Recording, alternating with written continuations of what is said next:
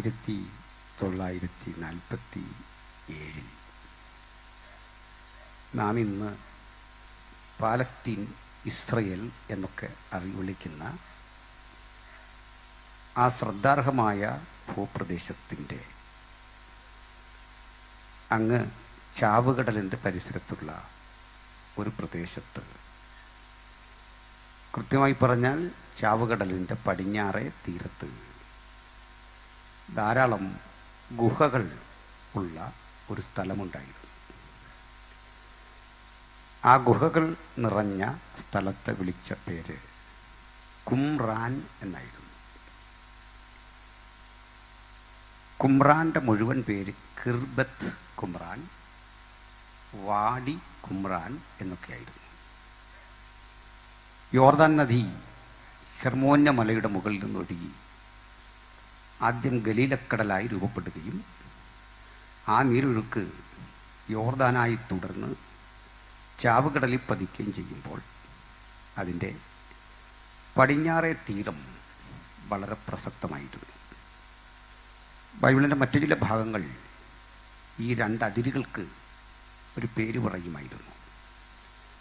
ഏൻ ഗതി മുതൽ ഏൻ എഗ്ലയും വരെയുള്ള സ്ഥലം ധന്യനായ എസെക്കിയേലിൻ്റെ പ്രവചനത്തിൻ്റെ 47 മുതലുള്ള വേദഭാഗങ്ങളൊക്കെ പഠിക്കുമ്പോൾ ആത്മപകർച്ചയെപ്പറ്റി പ്രവാചകൻ പറയുന്ന ഇടത്ത് അതിൻ്റെ തീരത്ത് ഏൻ ഗതി മുതൽ ഏൻ എഗ്ലയും വരെ മീൻപിടിക്കാർ വലവീശും,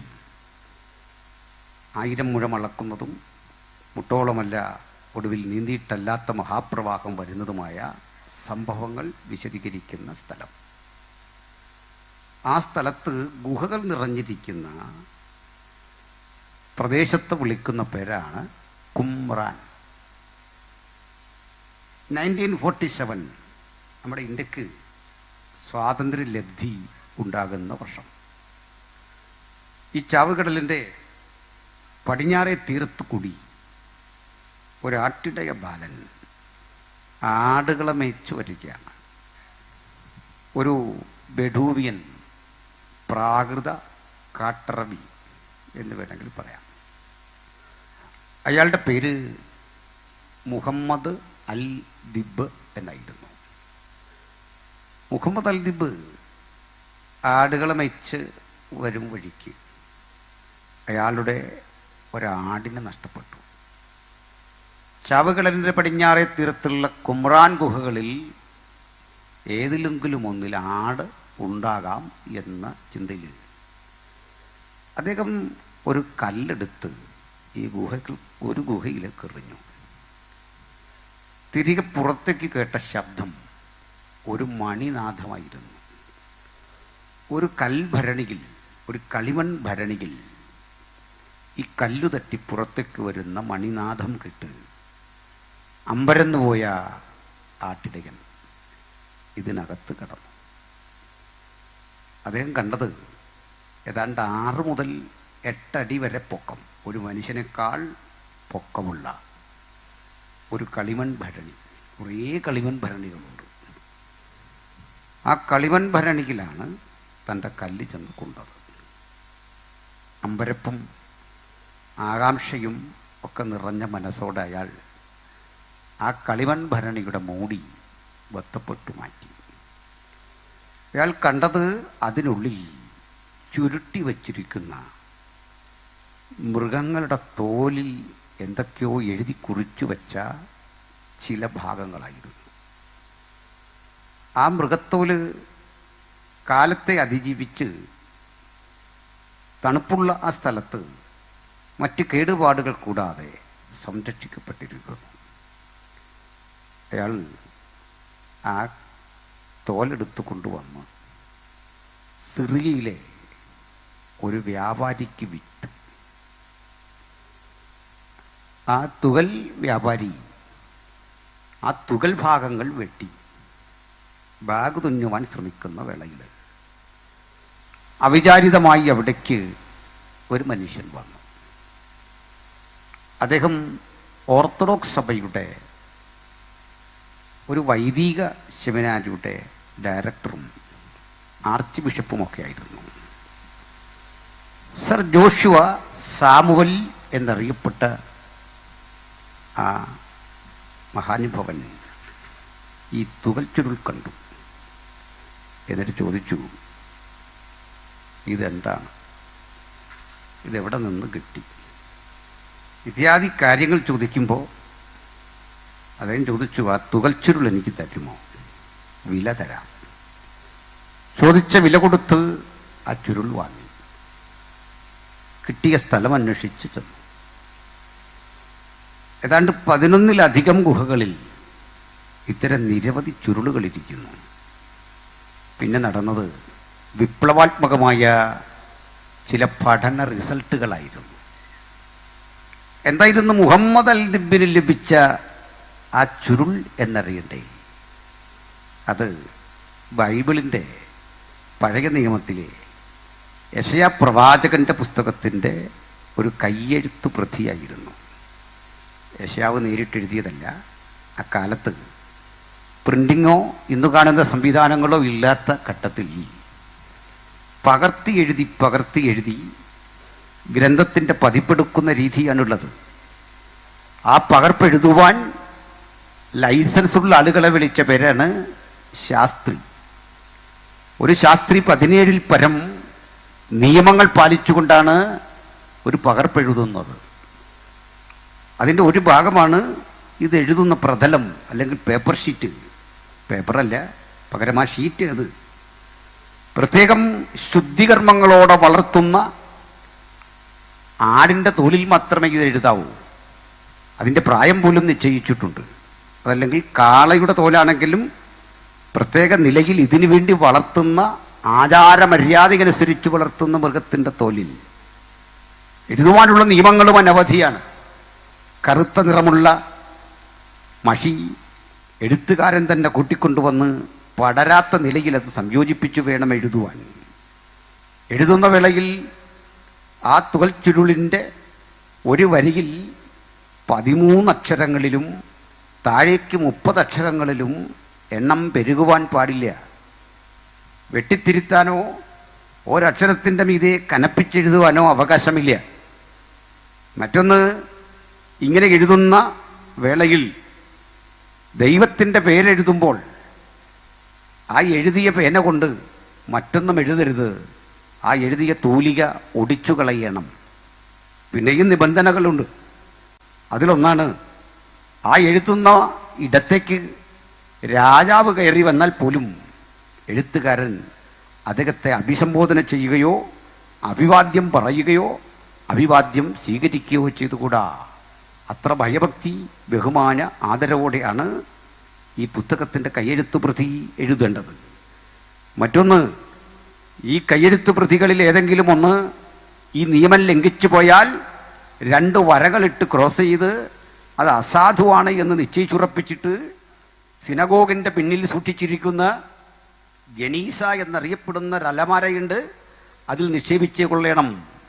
അലമാര നിറഞ്ഞു കഴിയുമ്പോൾ ഇവ ഓരോന്നും പുറത്തെടുത്ത് ശവം സംസ്കരിക്കുന്ന രീതിയിൽ ആഴത്തിൽ കുഴിയെടുത്ത് മൂടുകയോ അല്ലെങ്കിൽ കത്തിച്ചു ചാമ്പലാക്കി ചാമ്പലിൽ പോലും അക്ഷരം തെളിയാതെ സംസ്കരിച്ച് നശിപ്പിക്കുകയും വേണം. ഇങ്ങനെയാണ് ഈ പുസ്തകത്തിൻ്റെ കയ്യെഴുത്ത് പ്രതി സൂക്ഷിക്കുക. ഇതെഴുതാൻ അധികാരമുള്ള ആളുകളെയാണ് ശാസ്ത്രി എന്ന് വിളിക്കുക. ഇത്തരം ശാസ്ത്രിമാർ രചിച്ച ഈ ഗ്രന്ഥച്ചുരുളുകളുടെ എണ്ണം പരിശോധിച്ചു വരുമ്പോൾ ബൈബിളിലെ പഴയ നിയമത്തിലെ എസ്തേറിൻ്റെ പുസ്തകം ഒഴികെയുള്ള 38 പുസ്തകങ്ങളും ചാവുകടലിൻ്റെ പടിഞ്ഞാറേ തീരത്തു നിന്ന് കിട്ടി. അതാണ് ആധുനിക ബൈബിൾ പണ്ഡിതന്മാർ ഈ ചുരുളുകളെ വിളിക്കുന്ന പേര് ചാവുകടൽ ചുരുളുകൾ, കുമ്രാൻ ചുരുളുകൾ എന്നൊക്കെ വിളിക്കുമായിരുന്നു. വേറെയും ചില ഗ്രന്ഥങ്ങൾ അവർക്ക് ലഭിച്ചു. ആ ഗ്രന്ഥം എന്തെന്നറിയണ്ടേ? പ്രാർത്ഥന പുസ്തകങ്ങളാണ്, പാട്ടുപുസ്തകങ്ങളാണ്. പാട്ടുപാടുന്ന ആളുകളുടെ അനുഭവങ്ങളുടെ വിശദീകരണമാണ്. പ്രാർത്ഥനാ ബുക്കുകളുണ്ട്. ഇത് കൂടാതെ അവർ പ്രതീക്ഷിച്ചു കാത്തിരുന്നു, ഒരു മശിഹ വരും. ആ മശിഹയുടെ ആഗമനത്തെയും രാജാതിരാജാവായി സ്ഥാനമേൽക്കുന്നതിനെയും മാനവരാശിയെ വിശുദ്ധിയിലേക്ക് നയിക്കുന്നതിനെക്കുറിച്ചും ഇത്തരം ഗ്രന്ഥച്ചുരുളുകളിലുണ്ടായിരുന്നു. പക്ഷേ ഗവേഷണം നടത്തിയ പണ്ഡിതന്മാരുടെ അമ്പരപ്പിച്ച കാര്യം അതല്ല. ചാവുകടലിൻ്റെ പടിഞ്ഞാറേ തീരത്ത് ആളുകൾ വസിക്കാൻ ഇഷ്ടപ്പെടാത്ത ഇത്തരം ദുർഘടങ്ങളായ ഗുഹകളും കാട്ടുമൃഗങ്ങളുമൊക്കെ ജീവിക്കുന്ന ഈ പരിസരത്ത് ആരാണ് ഇങ്ങനെ വന്ന് താമസിച്ചത്? വളരെ ദൂരത്തുള്ള ഈ സ്ഥലത്ത്, അല്ലെങ്കിൽ പട്ടണത്തിൽ നിന്ന്, ജനനിബിഡമായ ഇടത്ത് നിന്ന് വളരെ അകലെയുള്ള ഈ സ്ഥലത്ത് ഇവരെങ്ങനെയാണ് ജീവിച്ചത്? അവരുടെ ജീവിതവും അനുബന്ധ കാര്യങ്ങളും പഠനവിധേയമാക്കിയപ്പോൾ വളരെ രസാവഹമായ ചില പുത്തൻ തെളിവുകൾ കൂടി പുറത്തു വന്നു. അതെന്തെന്ന് നിങ്ങൾക്കറിയണ്ടേ? ഇവിടെ ഒരുപറ്റം മനുഷ്യർ ജീവിച്ചിരുന്നു എന്നും അവർ പൊതുജനങ്ങളുമായി സമ്പർക്കമില്ലാതെ, നാട്ടുകാരിലെ പരിഷ്കൃതരായ ആളുകളോട് ഇടപഴകാതെ, നാട്ടുകാരിലെ പരിഷ്കൃതരായ ആളുകൾ കൊടുക്കുന്ന വഴിപാടുകൾ വാങ്ങാതെ, ആഹാരപദാർത്ഥങ്ങൾ വാങ്ങാതെ, അവർ കൊടുക്കുന്ന വസ്ത്രം വാങ്ങി ധരിക്കാതെ, ഒരിടപാടും പൊതുജനങ്ങളുമായി നടത്താതെ തങ്ങളുടെ വിശുദ്ധി സൂക്ഷിച്ചുകൊണ്ട് ഈ കാടിനുള്ളിൽ നിരന്തരം പ്രാർത്ഥിച്ച്, ഈ ഗുഹാതീരത്ത്, അതിൻ്റെ ഉള്ളിലും ചാവുകടലിൻ്റെ തീരത്തും ഒക്കെയായി പ്രാർത്ഥനാ നിർഭരമായി കഴിച്ചുകുട്ടിയ ഒരുപറ്റം മനുഷ്യരുണ്ടായിരുന്നെന്നും അവർ ശരീരശുദ്ധിക്ക് അധികമായ പ്രാധാന്യം കൊടുത്തു എന്നും അവിടെ നിന്നുള്ള റിപ്പോർട്ടുകൾ അവർക്ക് ബോധ്യപ്പെടുത്തി കൊടുത്തു. അവരുടെ വാസഗേഹത്തിൻ്റെ വളരെ അകലെയായി മലിനജനം ഒഴുകിപ്പോയി അടിഞ്ഞുകൂടി കിടന്ന് സംസ്കരിക്കപ്പെടുവാൻ അന്നുണ്ടാക്കിയ പ്രാകൃതമായ ഓടകൾ, അങ്ങനെയൊക്കെയുള്ള നാഗരികതയുടെ അല്പാൽപമായ തെളിവുകൾ കൂടി കിട്ടിക്കഴിഞ്ഞപ്പോൾ ആരാകും ഇവിടെ വന്ന് താമസിച്ചത് എന്ന് ഈ പണ്ഡിതന്മാരെ കുഴക്കി. പക്ഷേ ബൈബിൾ വായിച്ചറിഞ്ഞ അതിൻ്റെ ഉള്ളടക്കങ്ങൾ പഠിച്ച ജോഷുവ സാമുവൽ എന്ന പണ്ഡിതന് പെട്ടെന്ന് അദ്ദേഹത്തിൻ്റെ മനോമുഖരത്തിലൂടെ ഒരു വ്യക്തിത്വത്തിൻ്റെ രൂപഭാവങ്ങൾ മിന്നിത്തിളങ്ങി കടന്നുപോയി. ബൈബിളിലെ ആരാണ് കഥാപാത്രം എന്നറിയണ്ടേ? ധന്യനായ സ്നാപക യോഹന്നാൻ. നമുക്ക് സ്നാപക യോഹന്നാനെ അടുത്തൊന്ന് പരിശോധിച്ചാൽ ഒന്ന് രണ്ട് കാര്യം മനസ്സിലാകും.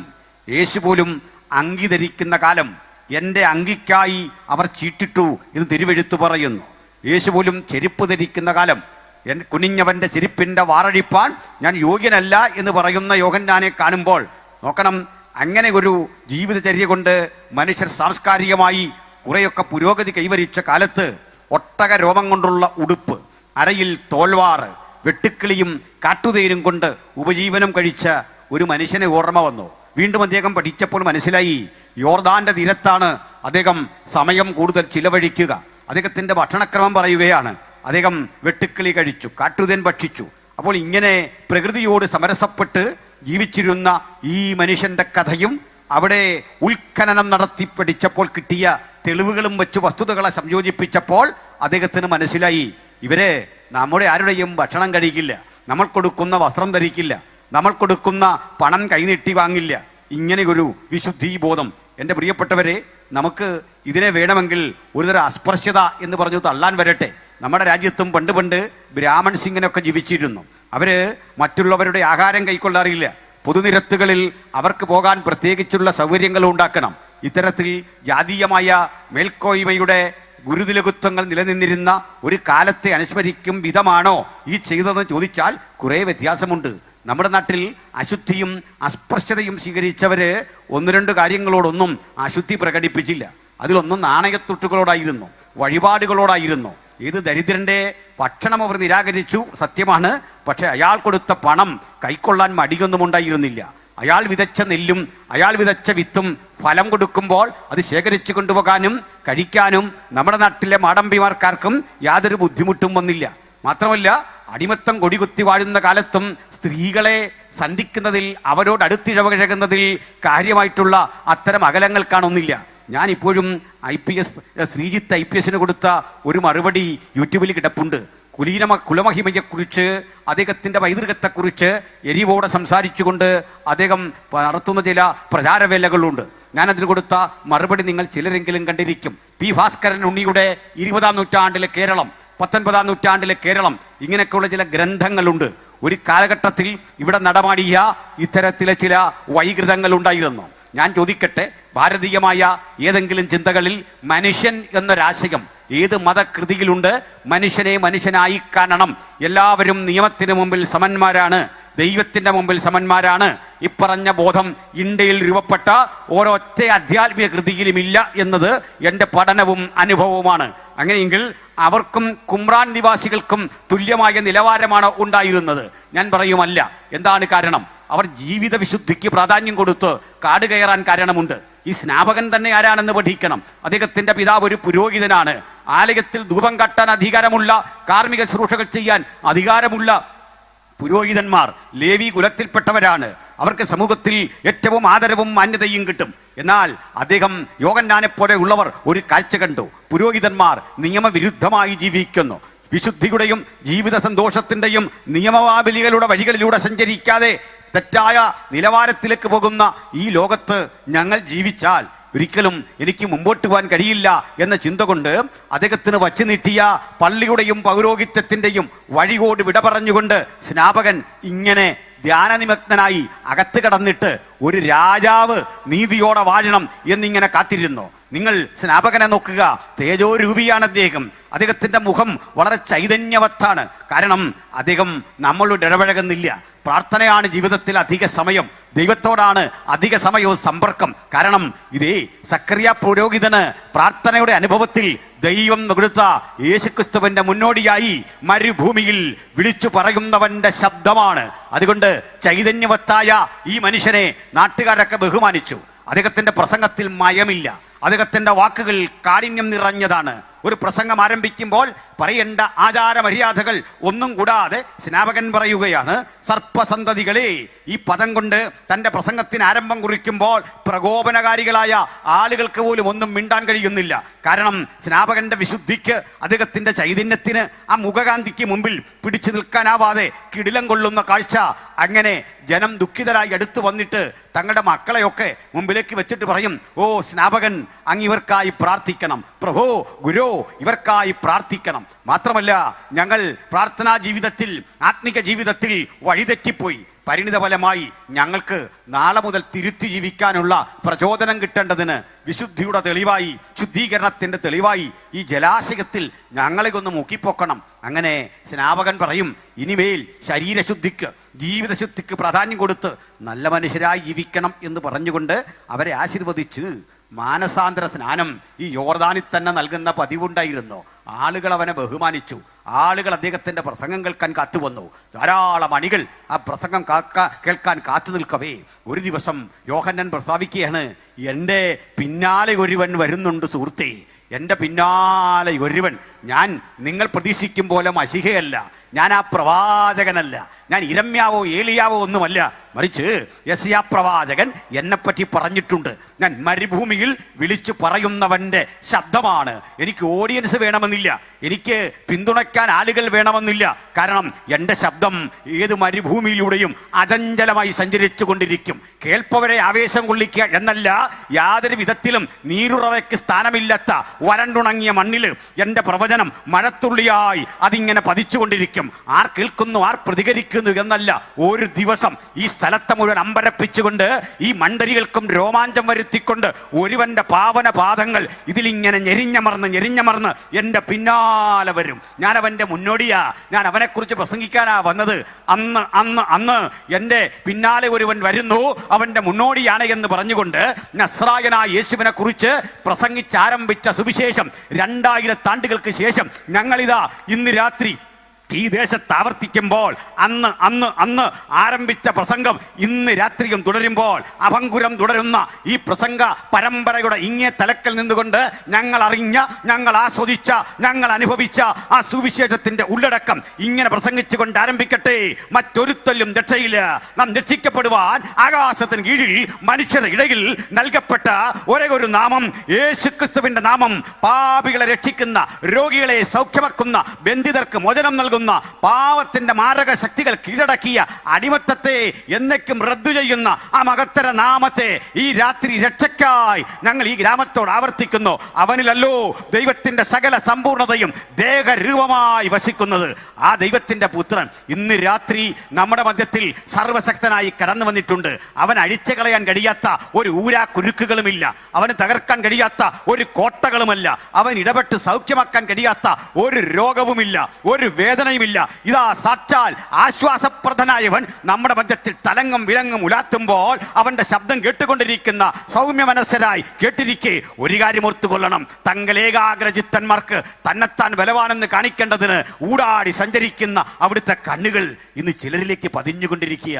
അതിവിടെ മാത്രമല്ല, ഈ ശബ്ദപരിധിയിൽ ആരൊക്കെ കേൾക്കുന്നോ, അല്ല ലൈവിലൂടെ ഓൺലൈനിലൂടെ ദൈവത്തിന്റെ വചനം കേൾക്കുന്ന ഞങ്ങളുടെ സുഹൃത്തുക്കളുണ്ടെങ്കിൽ ഓർക്കണം, ഇത് നിങ്ങൾക്ക് ദൈവം തന്നിരിക്കുന്ന മഹത്തരമായൊരു ദിവസമാണ്.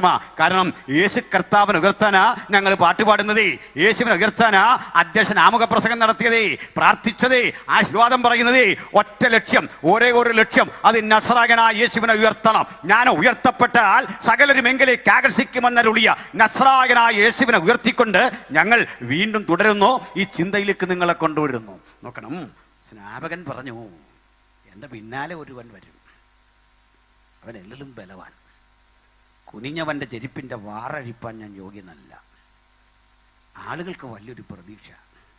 സ്നാപകൻ ഇത്ര വിശുദ്ധനെങ്കിൽ, സ്നാപകൻ ഇത്ര തേജോമയനെങ്കിൽ, സ്നാപകൻ വിശുദ്ധിയുടെ ഒരു മൂർധന്യ ഭാവമെങ്കിൽ, കൈക്കൂലി വാങ്ങിയോ പണം വാങ്ങിയോ വഴിപാട് പോലും വാങ്ങി ഏതെങ്കിലും തരത്തിൽ അനർഹമായ പണം വാങ്ങാതെ ജീവിത തിരക്കുകളിൽ നിന്നൊക്കെ മാറി ശാന്തമായി പ്രാർത്ഥിക്കുന്ന ഒരുവനെങ്കിൽ, സ്നാപകൻ അവതരിപ്പിച്ച പിന്നാലെ വരുന്ന ബലവാൻ, ശക്തൻ, കുഞ്ഞു ചെരുപ്പിൻ്റെ വാറഴിപ്പാൻ പോലും യോഗ്യനല്ലാത്ത, താരതമ്യമില്ലാത്ത ക്രിസ്തു, ഇതിലും എത്ര വലിയവനെന്ന് പ്രതീക്ഷിച്ചിരിക്കേ എല്ലാവരെയും അമ്പരപ്പിച്ചു കൊണ്ടൊരാളെ മഹാഭാവിയായ സക്കായിയുടെ വീട്ടിൽ നിന്നും ബ്രേക്ക്ഫാസ്റ്റ് കഴിച്ചു.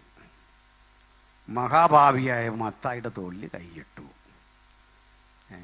നാട്ടിലാർക്കും വേണ്ടാത്ത പത്രോസിനെ കൂടെ കൂട്ടി. സമൂഹം പുച്ഛിച്ചു തള്ളിയ മഗ്ദലന മറിയെ കണ്ടിട്ട് പറഞ്ഞു, കുഞ്ഞു വന്നാട്ടെ. എല്ലാവരും അമ്പരന്ന് പോയി. ഇതെന്തൊരു ജീവിത! ഞങ്ങൾ വിശുദ്ധി എന്നൊക്കെ പറഞ്ഞാൽ ഓർത്തതേ കാട് കയറുന്നാണെന്നാ ഞങ്ങൾ ഓർത്തതേ.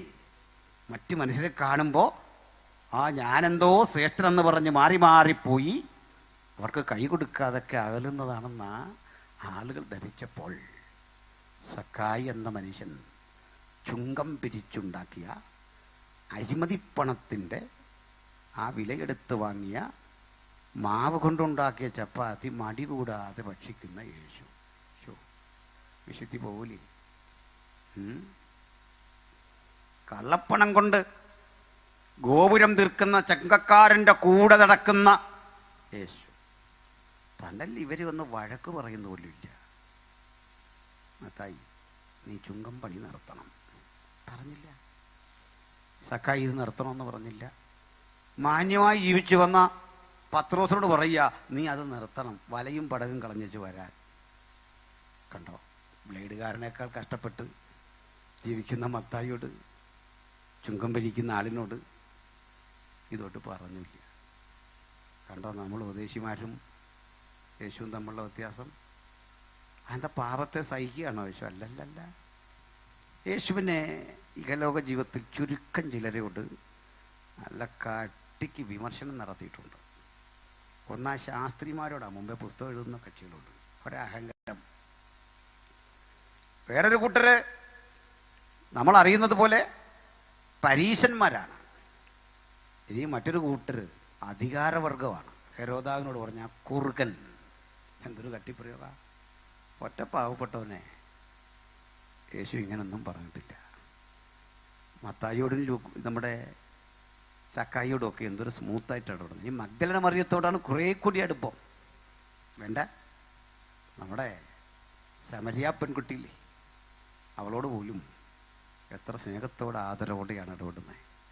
എന്തിനാണത്? പറയാം. എന്തിനാ അവരെക്കുറിച്ച് മാത്രം പറയുക? യേശു എന്നോട് ഇടപെട്ടതും ഇങ്ങനെയൊക്കെ തന്നെയാണ്. നിങ്ങളോടെങ്ങനെയാണോ? നിങ്ങളോട് ഇങ്ങനെയാണെന്നാണ് ഞാൻ കരുതുന്നത്.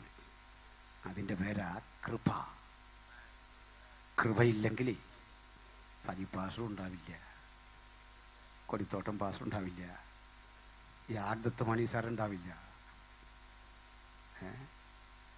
നമ്മളാരും ഉണ്ടാവില്ല. നിങ്ങളിൽ എന്നിൽ ഒരു സക്കായി ഉണ്ട്, ഒരു മത്തായി ഉണ്ട്. ആരും ഉൾക്കൊള്ളാത്ത 100 കുഴപ്പങ്ങളുടെ സങ്കലനമാണ് ഇവിടെ ഇരിക്കുന്നത് നമ്മൾ. സന്തോഷമില്ല നിങ്ങൾക്ക്?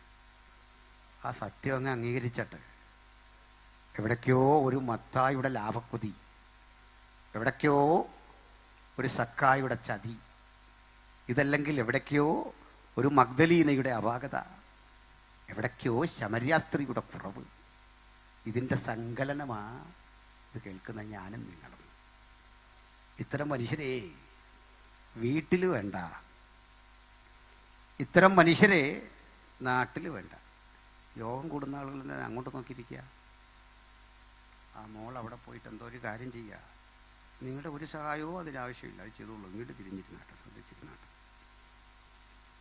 കേൾക്കുന്നുണ്ടോ? ആ, ശ്രദ്ധിച്ചിരിക്കണം. ഈ സഹോദരിമാർ ഭയങ്കര അന്യഭാഷയും പാട്ടുമൊക്കെ ആ വചനം ഒട്ട് ശ്രദ്ധിക്കില്ല. ഇവിടെ പുരുഷന്മാരൊന്നും വളരെ ഏകാഗ്രതയോടെ ഇരിക്കുക. നിങ്ങളിങ്ങോട്ട് ശ്രദ്ധിക്കുക. ഉറങ്ങണോ? ഞാനീ ഉറങ്ങുന്നു എന്ന് കരുതി ഹല്ലേലൂയ പറയിപ്പിക്കുന്ന ഒരാളല്ല. കാരണം ഉറങ്ങുന്നവൻ പറയേണ്ടതല്ലത്. അതുകൊണ്ടാണ് ഉറക്കം മാറാനുള്ള ടിപ്പും അല്ലത്, മയക്ക് ചെക്ക് ചെയ്യാനുള്ള സൂത്രവാക്യവും അല്ലത്. പ്രൈസലോടും ഹല്ലേലൂയയും സ്തോത്രവും ഒക്കെ മയക്ക് ചെക്ക് ചെയ്യാനുള്ള വേടല്ല. വാക്ക് അളന്നു തൂക്കി കുറിച്ചു പറയേണ്ടതാണ്. ശ്രദ്ധിച്ചിരിക്കണം കേട്ടോ. അശ്രദ്ധയോടിരിക്കരുത്. ഇവിടേക്ക് ഏകാഗ്രത. അപ്പോൾ മത്തായി ഉണ്ട്, സക്കായി ഉണ്ട്, ഇവരൊക്കെ നമ്മളിലുണ്ടെന്ന് യേശു അവരുടെ കൂടെ ഭക്ഷിക്കുക. സക്കായിക്ക് വാസ്തവത്തിൽ യേശുവിനെ ഒന്ന് കണ്ടാൽ മതിയായിരുന്നു. ഒരാകാംക്ഷ, നമുക്കുള്ളതുപോലെ ഒരാകാംക്ഷ, ഒന്ന് കാണണം. കാണാൻ വേണ്ടിയിട്ട് തിരഞ്ഞെടുത്തതൊരു മരത്തിൻ്റെ മുകളിലെ ഏകാന്തമായ അന്വേഷണമാണ്. ആ മരത്തിൻ്റെ മുകളിലേക്ക് വലിഞ്ഞു കയറിയ അയാൾ യേശു വരുമ്പോൾ ഇങ്ങനെ കാണാനിരിക്കവേ ആ മരത്തിൻ്റെ ചുവട്ടിൽ യേശു എന്നിട്ട് പറയുക, താഴെ വാ, ഇങ്ങോട്ട് ഇറങ്ങട്ടെ. താഴെ വന്നു. ഞാൻ വീട്ടിലേക്ക് വരിക, നിൻ്റെ വീട്ടിലായി ഇന്ന് ഭക്ഷണം. എത്ര ആളുകൾ കാത്തിരിക്കുന്നു യേശുവിന് ഭക്ഷണം കൊടുക്കാൻ, പക്ഷെ നിൻ്റെ വീട്ടിലാണ് ഭക്ഷണം. തിരുമേശയ്ക്ക് മുമ്പിൽ സക്കായിയുടെ ഭാര്യ വന്നു. യേശുവിനെ കണ്ടവൾ അമ്പരന്നു. ഞാൻ കൊടുക്കുന്ന ഈ അശുദ്ധ ഭക്ഷണം. സക്കായി ചില്ലറക്കാരനല്ല. അയാൾ നിമിത്തം നിരവധി പേര് ആത്മഹത്യ ചെയ്തിട്ടുണ്ട്. കാരണം കണക്കിൽ കവിഞ്ഞ സ്വത്ത് സ്വരുക്കൂട്ടാൻ വേണ്ടി നികുതി പിരിച്ചു മനുഷ്യനെ ബുദ്ധിമുട്ടിക്കുന്ന ആളാണ് അയാൾ. യാതൊരു കാരുണ്യവും കൂടാതെ നിരവധി ആളുകളെ ശിക്ഷയ്ക്ക് വിധേയമാക്കിയിട്ടുണ്ട്. അയാളുടെ വീട്ടിലെ ഉപകരണങ്ങളില്ലേ, അതിലൊക്കെ ശാപത്തിൻ്റെയും കണ്ണുനീരിൻ്റെയും ഒരളവുണ്ടേ. അയാൾ കൊണ്ടു നടക്കുന്ന കുതിരയില്ലേ, ആ കുതിരവണ്ടിയില്ലേ, അതിൽ അനവധി മനുഷ്യരുടെ കണ്ണീരുണ്ടേ. കണ്ണീരിൻ്റെ വേദനയുടെ പൊളിപ്പുള്ള ആ വീട്ടിലെ ആഹാരത്തിലുമുണ്ട് ഇത്തരം ശാപത്തിൻ്റെ ചില സാന്നിധ്യം. ഞാൻ എന്തിനാ പറഞ്ഞത്? നിങ്ങളൊരു സക്കായി ഉണ്ടെന്ന്, നിങ്ങളിൽ ഒരു മത്തായി ഉണ്ടെന്ന്. അനധികൃതമായ പാപഭംഗിലമായ ഇത്തരം ചിന്തയുടെ ഒരു പ്രേരണയാണ് മനുഷ്യൻ. അപ്പോൾ നിങ്ങളൊന്ന് ആലോചിച്ച് നോക്കൂ. നമ്മൾ നിമിത്തം സംഭവിച്ചു പോയ അനർത്ഥങ്ങളെക്കുറിച്ച്, ദുരിതങ്ങളെക്കുറിച്ച് ഓർമ്മയുണ്ടോ? നോക്കണേ. തൊട്ട് മുമ്പിൽ പോകുന്ന ഒരു വാഹനത്തോട് മത്സരിക്കാൻ അതിവേഗം നിങ്ങൾ വെട്ടിച്ച് കയറ്റി കുഴപ്പമില്ലാതെ ഇങ്ങ് വന്നു. പിന്നാലെ വന്നവൻ വാഹനം ഇടിച്ച് മരിച്ചു. നമുക്കൊന്നും പറ്റിയില്ല. നമ്മളാണ് ഉത്തരവാദി എന്ന് പോലും അറിയാതെ വീട്ടിൽ പോന്നു. നമ്മൾ നിമിത്തം ഒരു കുടുംബം അനാഥമായിട്ടുണ്ട്. നമ്മൾ നിമിത്തം ഒരു മേഖല മുഴുവൻ വല്ലാത്ത ദുഃഖത്തിലാണ്ടിട്ടുണ്ട്. നമുക്ക് മുന്നമേ പോകുന്ന വണ്ടിക്കാരനുണ്ടല്ലോ, അയാൾ നമ്മുടെ ഭക്ഷണം വഹിച്ചു കൊണ്ട് പോകുന്ന ആളാ. അയാൾ നമുക്ക് പച്ചക്കറിയുമായി പോകുന്ന ആളാ. അസ്വസ്ഥത നിറഞ്ഞിട്ട് നമ്മൾ എന്ത് ചെയ്തു? അങ്ങനെ ഏതെങ്കിലുമൊക്കെ തരത്തിൽ നമ്മൾ ഇടപെട്ട രീതികൾ അസ്വസ്ഥത സൃഷ്ടിച്ചിട്ടുണ്ടെങ്കിൽ, ഇനി അതല്ല പ്രിയപ്പെട്ടവരെ, നമ്മുടെ പരിസരത്തേക്ക് ശ്രദ്ധിക്കുക. ഈ അഹങ്കാരം കാണിച്ച് വണ്ടി ഓടിക്കുന്ന ആളുകളെ പറ്റില്ല കേട്ടോ. ഞങ്ങൾ ഇങ്ങോട്ട് വേഗത്തിൽ വരിക, ഒരുത്തന് മുമ്പിൽ നിന്ന് മാറുന്നില്ല.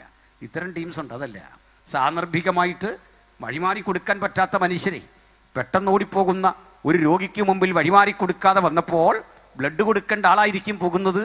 നിങ്ങൾ കാട്ടിയ ആ ഈഗോയില്ലേ, അത് നിമിത്തം രോഗി രക്തം കിട്ടാതെ മരിച്ചിട്ടുണ്ട്. അതല്ലെങ്കിൽ ഓപ്പറേഷൻ ലേറ്റായിട്ടുണ്ട്. അതുമല്ലെങ്കിൽ അത്യാസന നിലയിലെ രോഗിക്ക് വഴിമാറി കൊടുക്കാത്തത് കൊണ്ടേ ദുരിതങ്ങളും അനർത്ഥങ്ങളും സംഭവിച്ചിട്ടുണ്ട്. വേണ്ട, അതും വിട്. നിങ്ങൾ വിശ്വസിക്കുന്ന ദൈവത്തിന് വേണ്ടി എത്ര മനുഷ്യരെ കൊന്നു? അല്ലെങ്കിൽ ആ ചിന്ത മനസ്സിലേക്ക് വന്നു. മറ്റൊരുവന്റെ വഴി എത്ര തവണ തടഞ്ഞു? എൻ്റെ ദൈവത്തിനേറെ ഇഷ്ടം അന്യമതത്തിൽപ്പെട്ടവൻ്റെ ചോരയാണ് എന്ന് ചിന്തിച്ചുകൊണ്ട് എന്തെല്ലാം കാര്യങ്ങൾ ചെയ്തു കൂട്ടി. ഇതാണ് പാപം, ഇതാണ് മ്ലേച്ഛത. അത് അന്തർലീനമായി കിടക്കുന്ന ഒരു വീട്ടിൽ യേശു വരുമ്പോൾ വീട്ടുകാരൻ്റെ കുറ്റബോധം, അയാൾക്ക് വേദന. മുമ്പൊരിക്കലൊരു വീട്ടുകാരൻ പറഞ്ഞില്ലേ, നീ എൻ്റെ വീട്ടിൽ വരാ, എനിക്ക് യോഗ്യതയില്ല ക്രിസ്തോ. ഇതേ വിധത്തിൽ സക്കായി ഭാര്യയുടെ മുഖത്തേക്ക് നോക്കി. അവൾക്കറിയാം, ഇന്നും വാങ്ങി ശേഖരിച്ചു വച്ചിരിക്കുന്ന ധാന്യമണികളെ അത് നികുതിപ്പണം വെട്ടിച്ചുണ്ടാക്കിയതാ. അനവധി വീടുകളിൽ കുഞ്ഞുങ്ങൾ വയർ നിറച്ചുണ്ണാനില്ലാതിരിക്കുമ്പോൾ അവർക്ക് കിട്ടേണ്ട ഓഹരി വെട്ടിപ്പിടിച്ച സമൃദ്ധി കൊണ്ട് ഈ ഭവനം മുഴുവൻ നിറച്ചിരിക്കുന്നത്. അതിൽ യേശുവിന് കൊടുക്കുമ്പോൾ അവർക്കൊരു ദുഃഖം, ഒരു പിടി മാറ്റിവെക്കുമ്പോൾ ഒരു ദുഃഖം. പക്ഷേ യേശു ഇത് എടുക്കുമ്പോൾ അവർക്കറിയാം, അയ്യോ, ഇതൊരിക്കലും കൊടുക്കാൻ പാടില്ലാത്തതാ. ഞങ്ങൾ അശുദ്ധർ, അവൻ വിശുദ്ധൻ, അവൻ സത്യസന്ധൻ, അവൻ ശ്രേഷ്ഠൻ. ഞാനീ കൊടുക്കുന്നതൊക്കെ അവൻ കൈപ്പറ്റുമോ? അവൻ അന്തസ്സോടെ കൈപ്പറ്റി അപ്പം തിന്നുമ്പോൾ സക്കായുടെ ഉള്ളിലൂടെ ഒരു നീറ്റൽ, ഒരു വേദന. നാട്ടിൽ പലരും എൻ്റെ സൽക്കാരം കൈക്കൊള്ളാൻ കഴിയാതെ വരുമ്പോൾ ഇതാ സർവശക്തൻ്റെ പുത്രൻ എൻ്റെ വീട്ടിൽ വന്നിരുന്ന്, അയോഗ്യമായ എൻ്റെ വീട്ടിൽ വന്നിരുന്ന് എനിക്ക് വേണ്ടി ചുരുങ്ങുന്നു, എനിക്ക് വേണ്ടി താഴേക്കിറങ്ങി വരുന്നു, എനിക്ക് വേണ്ടി സ്വയം ചുരുങ്ങുന്നു. അവൻ ദൈവരൂപത്തിൽ ഇരിക്കെ ദൈവത്തോടുള്ള സമത്വം മുറുകെ പിടിക്കണമെന്ന് വിചാരിക്കാതെ ദാസരൂപമെടുത്തു, വേഷത്തിൽ മനുഷ്യനായി വിളങ്ങി. നാഥാ, അങ്ങൻ്റെ അരികിൽ വരുമ്പോൾ ഒരു നന്മയും എനിക്ക് തരാനില്ലല്ലോ. പാപം നിറഞ്ഞ അപ്പം, ചതിവ് നിറഞ്ഞ ചിന്തകൾ, ഇരുട്ട് നിറഞ്ഞ കവാടം, ഐശ്വര്യം നഷ്ടപ്പെട്ട വീട്. സക്കായി ഒന്നുറപ്പിച്ചു, ഇതെൻ്റെ അവസാന ഇടപെടലാകും, ഇതെൻ്റെ അവസാന അവസരമാകും. ഇന്ന് ഞാൻ തിരുത്തും. നീ എൻ്റെ കുറ്റം കണ്ടെന്നെ വിധിക്കാതെ എന്നോട് ചേർന്ന് പലരും നിരാകരിച്ച കൂട്ടായ്മയുടെ ഭാഗമായപ്പോൾ അറിയാത്തൊരു കുറ്റബോധം എൻ്റെ ഉള്ളിൽ വന്നു. ചതിവായി വാങ്ങിയതൊക്കെ 5 ഇരട്ടി തിരിച്ചു കൊടുക്കും. ഈ പ്രവൃത്തിയാ സുവിശേഷം ഇന്ത്യ മഹാരാജ്യത്ത് ചെയ്തത്. മാനസാന്തരം. ഹല്ലേലൂയ. ഞങ്ങൾ ഇന്നും ഇതാ ചെയ്തുകൊണ്ടിരിക്കുന്നത്. ഒരു പാപിയെയും തള്ളിക്കളയല്ലെന്നേ, കുറവുള്ളവനെ നിരാകരിക്കുകയല്ലെന്നേ. ആ കുറവോടെ കുറ്റത്തോടെ ഇതിനകത്തേക്ക് വരുമ്പോൾ അവനൊരു തീരുമാനമെടുക്കും. ചതിവായി വാങ്ങിയതേ 5 ഇരട്ടി തിരിച്ചു കൊടുക്കും. ഇനിമേൽ നിന്റെ അന്തസ്സിനും ആഭിജാത്യത്തിനും ഇണങ്ങും വിധം ഞാൻ ജീവിക്കുമെന്ന സമർപ്പണത്തിൻ്റെ പേരാ കൃത്യ ജീവിതം. ഹല്ലേലൂയ. മനസ്സിലായോ? അപ്പോൾ പിന്നെ ഉപദേശമൊന്നും വേറെ പറയണ്ട. കാരണം എന്താ? അവർക്ക് മനസ്സിലായി കഴിഞ്ഞു. യേശു ഇനി ഒന്നും പറയണ്ട. യേശു കൂടെ നിൽക്കുമ്പോൾ അവർക്ക് താൻ ഇന്നലെ ചെയ്തു പോയ തെറ്റിനെക്കുറിച്ചുള്ള അറപ്പ് വന്നിട്ടേ, വേദന വന്നിട്ടേ, തിരുത്തി തിരുത്തി തിരുത്തി കൂടെ നടക്കുക. അതാ കൃത്യ ജീവിതത്തിൻ്റെ സുഖം. മദ്യപിച്ച് മതോന്മത്തനായി സ്വയം തകർന്നവനില്ലേ, അവനെ നോക്കി പരിഹസിക്കുന്ന മാർഗമല്ലിതേ. അവനെ കണ്ടാൽ ആർക്കും താല്പര്യമില്ല. അവൻ വീട് മുഴുവൻ നശിപ്പിച്ചവന്, അവൻ നിമിത്തം കുട്ടി അനാഥമായി, കുടുംബം അനാഥമായി, ഉള്ളതൊക്കെ വിറ്റുപറക്കി കളഞ്ഞു. കണ്ടവരൊക്കെ പരിഹസിക്കുക. ആളുകൾക്കൊക്കെ അവനൊരു കോമഡിയാ, കോമാളിയാണവൻ. പക്ഷെ നിനക്ക് വില കൽപ്പിക്കുന്നവനാ യേശു, നിന്നെ സ്നേഹിക്കുന്നവനാ യേശു. പക്ഷെ വന്നു കഴിഞ്ഞാൽ ഒരു കരാറുണ്ട്, ഒരു രഹസ്യ കരാർ അവനോട്. ഇനിമേൽ ഞാൻ പഴയ ജീവിതത്തിലേക്കില്ല, ഒരു പുതു മനുഷ്യൻ ഇവിടെ പിറവി കൊള്ളും. ആ പ്രക്രിയയുടെ പേരാ വീണ്ടും ജനനം. ഇപ്പോൾ ജനിച്ച ശിശുക്കളെ പോലെ വചനമെന്ന മായമില്ലാത്ത പാൽ കുടിച്ച ഇനി അവൻ്റെ വളർച്ച. ഒരിക്കൽ ഒരു സുഹൃത്ത് എന്നോട് പറഞ്ഞു, ദൈവാസനെ, ഞാൻ കുടിച്ചു കോൺ തെറ്റി ബോധം തെറ്റി നടന്ന ഒരാളാ, ഞാൻ വിടിവിക്കപ്പെട്ടു. എനിക്ക് വലിയ സന്തോഷമായി. അടുത്ത വാക്ക് കേട്ടപ്പോൾ വല്ലാത്ത ദുഃഖമായി. ഇനിയും ഞാൻ ആ പഴയ കൂട്ടുകെട്ടിലേക്ക് പോകാതിരിക്കാനും പഴയ ബാറിൻ്റെ മുമ്പിലൂടെ ഒക്കെ വരുമ്പോൾ അറിയാതെ അങ്ങനെ പ്രേരണ വരാതിരിക്കാനും പാസ്റ്റർ പ്രാർത്ഥിക്കണം. ഞാൻ പറഞ്ഞു, ഇവിടെ എനിക്കതിന് നേരമൊന്നുമില്ല നിന്നെ നോക്കിയിരിക്കാൻ. മനസ്സിലായോ? ഇവൻ രക്ഷിക്കപ്പെട്ടവനല്ല, അതുകൊണ്ടാണ് പറഞ്ഞത്. അവൻ അന്നേരം തോന്നിയ ഒരു ആവേശത്തിൽ കുടിയൊക്കെ നിർത്തി. പക്ഷെ ക്രിസ്തു ഉരുവായില്ല അവനിൽ. ക്രിസ്തു ഉരുവായവൻ എന്ത് ചെയ്യുന്നറിയോ? ആ പഴയ വഴി കൂടെ തന്നെ പോവും, ആ ബാറിൻ്റെ മുമ്പിൽ കൂടെ തന്നെ പോവും. പണ്ടത്തെ കൂട്ടുകാരനെ കണ്ടു പറയും, എടാ അതൊക്കെ വിട്ടു, ഇനിയും ബാറും എനിക്ക് ഫ്രീ ആയിട്ട് തന്നാലും ഇതിനകത്തേക്ക് കടക്കാനാവാത്ത വിധം ഞാൻ ശരീരത്തിൽ സ്വീകരിച്ചെടുത്തിരിക്കുന്ന ഒരു ഇമ്മ്യൂണിറ്റി ഉണ്ട്, യേശുവിൻ്റെ രക്തം മുഖാന്തിരം ഒരു പ്രതിരോധം. ആ ജയമുള്ളവൻ്റെ ആ ക്രിസ്തീയ ജീവിതം, തോൽവിയിൽ നിന്ന് ജയം പ്രാപിച്ചു വന്ന ദൈവമക്കളെ ഓർത്ത് ഞാൻ ദൈവത്തെ സ്തുതിക്കുന്നു. തോറ്റു തുന്നം പാടി ഒരാളെങ്കിലും ഇന്ന് ഇത് കേൾക്കുന്നെങ്കിൽ ഇന്ന് നിർത്തി ഒരു പുതുജീവിതം. അതിനാ സ്നാപകൻ ജീവിച്ച പോലെ ജീവിക്കാതെ നമ്മുടെ കൂടെ ഇറങ്ങി നമ്മുടെ ബലഹീനതകളെ കണ്ട്, നമ്മുടെ പാപത്തെ കണ്ട്, കുറവുകൾ കണ്ട് നാം പൊടിയെന്നോർക്കുന്ന നമ്മുടെ ദൈവം തൻ്റെ പുത്രനിലൂടെ നമ്മെ എടുത്ത് അവിടുന്ന് മാറ്റിയ പ്രക്രിയ, അതാണ് രക്ഷ. ബോധ്യം വന്നോ? നമ്മുടെ അവസ്ഥ അറിഞ്ഞിടപെട്ടതാണെന്ന്. ഇനി മറ്റൊരു കാര്യം കൂടെ ഉണ്ട്. ഏത് കൊടുമ്പാവിയുടെ കൂടെ കൂട്ടുകൂടിയാലും യഥാർത്ഥ ഭക്തന് യാതൊരു ക്ഷീണവും വരില്ലെന്ന്. ശരിയാണോ? രണ്ട് കാര്യമാണ്. നമുക്കേത് പാവിയോടും കൂടാം, ഫ്രണ്ട്ഷിപ്പ് എന്ന അതിൻ്റെ പേര്. പക്ഷെ ഫെലോഷിപ്പ് എല്ലാവരോടും പറ്റില്ല. പറ്റുമോ? ഫെലോഷിപ്പ് പറ്റില്ല. ഫ്രണ്ട്ഷിപ്പ് വേറെ, ഫെലോഷിപ്പ് വേറെ.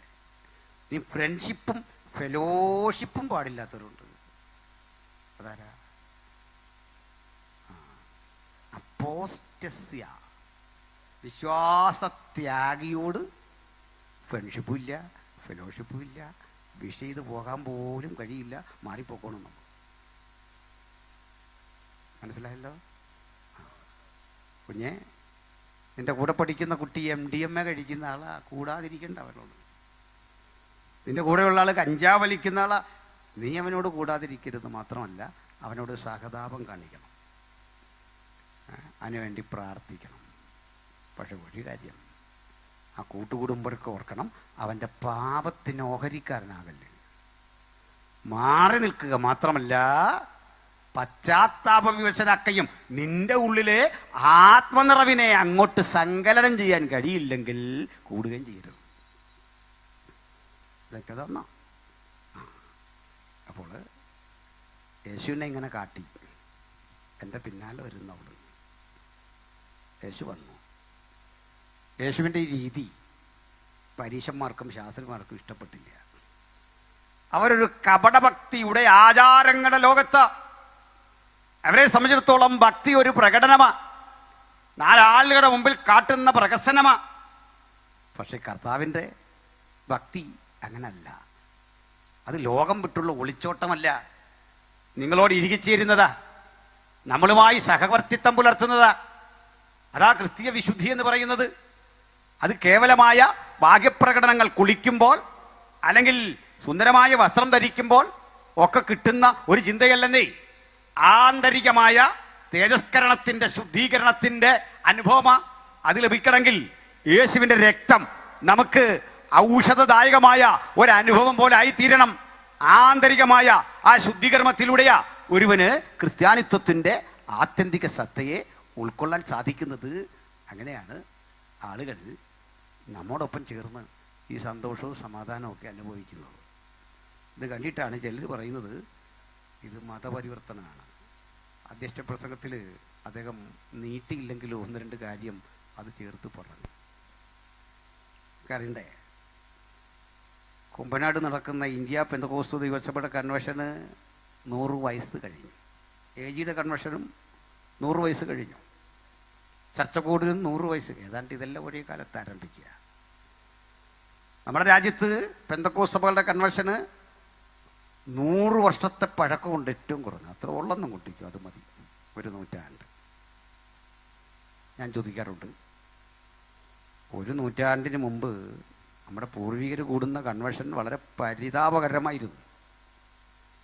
പെട്രോൾ വാങ്ങിച്ച പോലും ഇല്ല, മണ്ണെണ്ണ വിളക്കൊക്കെ കൊണ്ടുവന്ന് പായിട്ടോ തുണി വിരിച്ചൊക്കെ ഇരിക്കണം, ഓലക്കീറിലിരുന്ന് കേൾക്കണം, മൈലുകൾ നടന്നു വരണം. ആ ദിവസങ്ങൾ നീണ്ടു നിൽക്കുന്ന കൺവെൻഷൻ സ്ഥലത്തേക്ക് ആളുകൾ എത്തുമ്പോൾ ചൂട്ടുകെട്ട് കെട്ടി വരണം. 7 ദിവസമൊക്കെ കൺവെൻഷൻ ഉണ്ടെങ്കിൽ പരമ്പര പോലെ ദിവാസന്മാർ പ്രസംഗിക്കുക. മൈക്കൊരു അപൂർവ വസ്തുവാണ്. അന്നത്തെ നോട്ടീസുകൾ ചിലതൊക്കെ ഫേസ്ബുക്കിൽ കറങ്ങുന്നുണ്ട്. നോട്ടീസുകളുടെ താഴെ എഴുതും മൈക്ക് ഉണ്ടായിരിക്കുന്നതാണ്. കാരണം ഇത് കാണാനും കേൾക്കാനും ഒക്കെ ആൾ വരും. അങ്ങനെ ഒരു കാലം ഉണ്ടായിരുന്നു.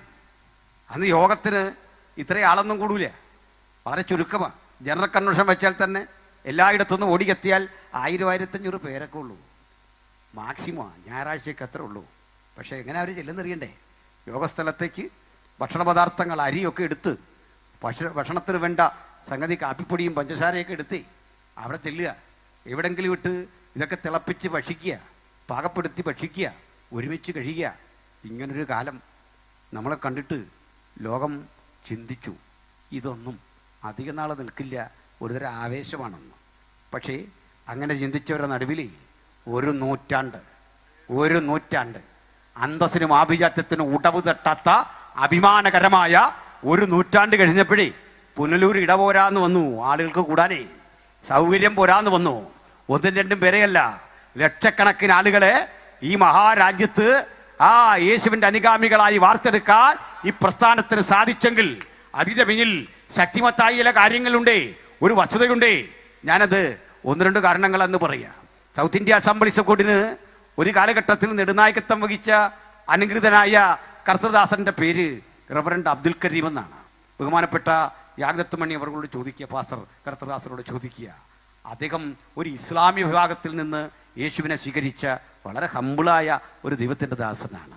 അത് അദ്ദേഹത്തിന് കീഴിൽ ഇന്ത്യയിലെ തന്നെ ലോകത്തിലെ തന്നെ ഏറ്റവും വലിയ പെന്തക്കോസ്ത് പ്രസ്ഥാനമായ അസംബ്ലീസ് കോഡിൻ്റെ സൗത്ത് ഇന്ത്യൻ ഘടകത്തിന് പോകാൻ ഒരു ബുദ്ധിമുട്ടും വന്നില്ല, ഒരു പ്രയാസവും വന്നില്ല. ഇതേ സമയത്ത് അറിയണ്ടേ, അങ്ങകലെ തമിഴ്നാട്ടിൽ നിന്ന് ഈ തെങ്കാശി വഴിയൊക്കെ ആയിട്ട് ഇവിടെ ആര്യങ്കാവ് ചെക്ക് പോസ്റ്റുമൊക്കെ കടന്ന് പുനലൂർ വന്ന് ഒരു ദിവാസം താമസിച്ചിരുന്നു. ഒരു പ്രമാണിയായിരുന്നു, നായർ വിഭാഗത്തിൽപ്പെട്ടയാളാണ്.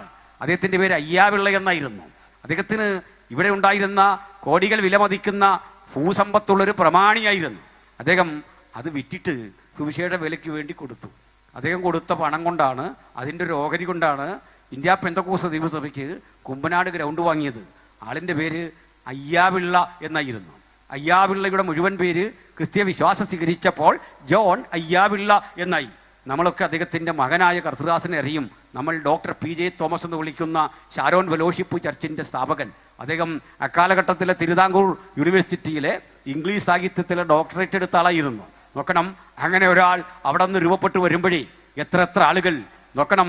ഇത്തരത്തിൽ നാനാജാതി മതസ്ഥരായ ആളുകൾ യേശുവിനെ സ്വീകരിച്ച് പെന്തക്കോസ്ത് എന്ന മഹാപ്രസ്ഥാനത്തിൻ്റെ ഓരോ മണ്ഡലത്തിൽ വരുമ്പോൾ എണ്ണി പറയാൻ 100 അനുഭവങ്ങളും കാര്യങ്ങളുമുണ്ട്. സുദീർഘ വർഷങ്ങൾ ഇന്ത്യ പെന്തക്കോസ്ത് ദൈവസഭയെ നയിച്ച ജോൺ സുന്ദർ റാവു എന്നൊരു കർത്തദാസനുണ്ടായിരുന്നു.